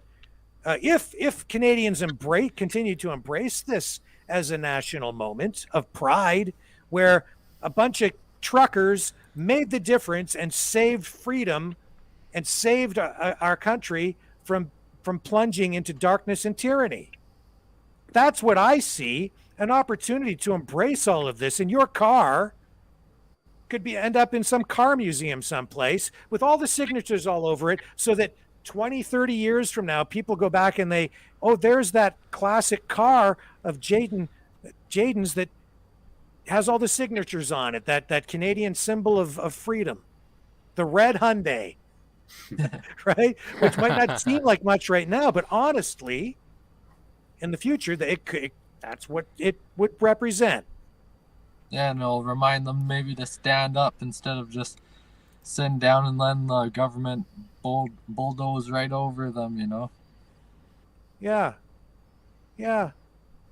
So do you think you might go back to Ottawa at some point if they were to do something out there? I mean, right now everything's focused in, you know, locally, I guess, right? You know, there's a very good chance I would. I honestly left the convoy, left from Ottawa on the 16th with the possible thought of, you know, if it was still going in a couple months, to head back up there, because I seen that there's some motorcycle convoy headed up there, and it honestly did. It seemed like, who knows, we could have been up there for months, you know, and we had already, at that point, I had already been up there for quite a while. We did see trucks roll through there. I think it was this past weekend. So would you agree that it's far from over? Oh yeah, definitely. When I seen that there's some coast to coast convoy, and that's actually, it has to do with the bikers now that are, except that's quite a while from now. It's gonna be in I think maybe June or July, and they're planning on rolling to the coast and then heading up to Parliament and want as many people as they can to join them or whatever. Yeah, we're still not quite into biker weather yet in Canada, but we are getting there. Right. So I'll just throw it out to you guys as we kind of wrap up for some final thoughts. I think first to you, Jayden, what do you think to kind of wrap up? What would you like to say to the folks as your final words? Well, again, I think it's important to look at with the Freedom Convoy, kind of how it showed when we all come together to work for something, to try and get to Ottawa and try and get Trudeau to resign and the mandates dropped, how when we all work together and put our differences beside, because I know before people have always thought, well, us here in Alberta, we need to, even separate because, they blame the East out to be a bunch of liberals. But that Freedom Convoy, it definitely showed us that they're not a bunch of liberals and that they are standing up too. And I think it really just shows the power we all have when we come together and try and do something like that. We kept it going there for as long as we did until the government kind of squashed it there. But I think that's important to look at. And over to you, Devlin. Well, I guess the last thing I could leave it on is, despite the optics of the mainstream media always trying to frame this as a very negative thing, and they lie in every way, and despite what happened to me a week and a half ago with the police, and even despite the last 3 years of crazy mandates and government overreach, I can say that I look back at these last 3 years and everything in a super positive way. It's made me proud to be Canadian, despite what I'm seeing happen in our government, because so many Canadians have stood up and really shown what it means to be Canadian. And I can see that across our country with this Freedom Convoy, and not only across our country, but in my city every weekend, I see every demographic of person showing what it means to be Canadian. And it's made me extremely proud. And I know that there's still a lot ahead of us, and the people who've done this to us over the last 3 years are still in power, but I don't look back at this negatively at all. And I'm super, super happy to say that I unified with millions across my country for what is, in my opinion, the most important thing in our lives, and that's freedom, for sure. Yeah. Well, gentlemen, thank you so much for joining us tonight. It's been our privilege to have both of you on the program. I think both of your stories are very important for people to know, and I think they're both very Canadian stories. And I agree with you, Devlin. I think freedom is at stake, and it is the fight of our time. I think we are in a war, a peaceful war, a new kind of war, and there are two clear visions of a future Canada. One involves freedom, and the other one does not. Yeah. And when I say war, I mean it is a peaceful war. It's a struggle, and I salute both of you for working on the freedom side, because that's what we're all about here too. Freedom of speech, freedom of expression, freedom to demonstrate, freedom. We're all brothers in arms in this. Agreed. Exactly. Sorry, Brenden, I didn't mean to cut you off. No, I was just concurring. You're good. Okay. All right. And with that being said, we'll let both of you guys go, and we'll wrap up the show. And thank you both again for joining us on Maverick News tonight. Thank you for having me. Yeah, thanks for having me, and thanks for reporting the truth. Hey, thank you, Jayden. We'll be in touch with both of you again. Take care. Sounds good. You as well. And there you have it. So, two extremely important stories. Jayden's because he has been out there fighting as a demonstrator, protester, right? Mm-hmm. And has that positive side of it all. He wasn't there for the big police purge at the end of the Ottawa Freedom demonstration, but he's got that car, and I thought that car is a symbol. And I'll just bring it back up one more time here so people can see it if they're just tuning in here at the end. Here it is. Here's his car, Sign for Freedom, covered in signatures from his time at the Ottawa rally, and then picked up more signatures, of course, in Alberta, where he is right now, in Red Deer.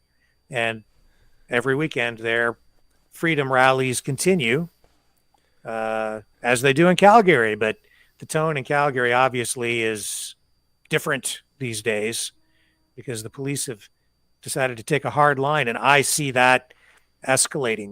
What's your prediction there, Brenden? In regards to Calgary? Yeah, it's going to keep escalating. If that's what it looked like last weekend, just think about what it's going to look like subsequent weekends ahead. These worldwide marches, they continue to happen, and their intervals, I would say, are not really that understood, and that it just seems like in random intervals you get advertisements for Worldwide Freedom March or rally, and so what intervals you're going to get another big protest at? I'm not sure. And I don't think it's predictable, but look, the city of Calgary is hitting all the right heads on all the right nails as far as tyranny goes. And I would say that city is a prime example of the woke cancer eating at itself. And if you don't believe me, just take a look, study their council, their counselors. Just quick scrolls through Twitter, and it will show you exactly what I'm talking about. And we have that problem all over North America right now, but I don't think I've seen any as bad as Calgary. Between the police chief, the counselors I've seen on Twitter, and just the news that's been coming out of there. Well, I think if there's a time to pray, it's now, because we need to pray for the police chief of Calgary, for all the counselors out there, for the community leaders, all the politicians, for all the police officers, and everyone involved, including the demonstrators, the freedom fighters. We want everyone to remain safe, and we don't want to see escalation. We'd like to see resolution. We'd like to see people come together and find solutions to these conflicts and disagreements. And I think, as complicated as they seem to want to make it, I think the solutions are really not that complex. I think no, it's easy. I think it can be. So let's pray for some wisdom. And as I said the other night, let's hope that there's a little more tolerance, maybe a lot more tolerance on all sides to go around, because I fear that there will be escalation.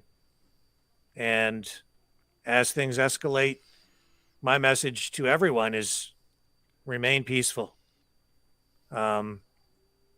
If you get punched, don't punch back. If you get bowled over, just take it. Deal with it later. If they haul you off to jail, just go off to jail and don't resist. Just be peaceful. And I'm not encouraging anybody to go protest either. People make their own decisions, right? I just don't like what I'm seeing. I don't like all the violence, and I don't think it ever had to come to that. And what we saw, but I'll tell you this, what we saw happen with Devlin, that makes my blood boil. Yeah. It's as far as that is a wellness indicator for how well we are doing as a democracy, and it's a fail. It's a fail. That wasn't just an assault on Devlin. That was an assault on Canada. That was an assault on freedom of speech, freedom of the media, freedom of expression. What they did to him is symbolic of the whole problem. And it never had to happen. So let's just pray and hope that these guys get it figured out in a better way. I've been pretty critical of the Calgary police chief here, but I just hope he finds a better path forward. We have to. Yeah. We have to. Sorry, but you're just going to have to find a better way. Yeah, we are. Yeah. So that being said, time to wrap up. You can donate and support us by going to freedomreporters.com. We do need your help. We do have expenses, and we are expanding out here. And the call-in system, I think, is resolved. So maybe tomorrow we'll be able to take call-in calls from all of the Maverick family tomorrow night. For those of you who want to participate in that, I think we have that all worked out. So we'll test it out tomorrow. Yeah. So I'm looking forward to that. So I think a call-in show tomorrow is in order, where we can put some voices to the names of the people who tune in here every night and support what we're doing by watching and subscribing, which is just as important as donating. And sharing. And sharing. So really appreciate that. And liking. We need lots of likes. Smash the like button. Come on. And there you go. So with that being said, throw it over to you, Brenden, for your final words. Well, I do appreciate everybody watching, and we had two very unique stories here. One showing the positive side of community and one showing the negative side of community. And I think it delivered ultimately a very interesting contrast. My name is Brenden Kennedy, your co-hostess with the most, and I will see you next week or tomorrow. See you and tomorrow. Hallelujah, who is just a thorn in everybody's side here, says, come on, guys, help Rick out. He is trying to make the show better. Well, thank you, Hallelujah. I haven't blocked Hallelujah. And people say, why did you block him? Because he's trying to help us out. Yeah. I'm assuming it's a guy. In any case, thank you for the positive comments. We're trying to win you over, because even though you don't agree with a lot of the things that we say, we love you. And we love you. And he says, good show tonight, Rick. Thank you. Appreciate that very much. Aww. Appreciate it. See? Don't you love it when the trolls we're making are nice? friends. We are making friends. Appreciate it. Appreciate it. And we respect you too. So there you go. Good show. Yeah, it was a good show. And we will bring you more stories like that as they come to light, so that we can shed more light on all of these things, because people like Devlin, they need to have their stories told. Canada needs these stories told, because the mainstream media just isn't doing it. So that's why we're here. And thank you, everybody, for tuning in and supporting what we do and participating, because just by watching, you are helping to get the word out, and we appreciate it all. So we'll be back tomorrow night, 6 p.m. Eastern Standard Time, here on the Maverick News Channel.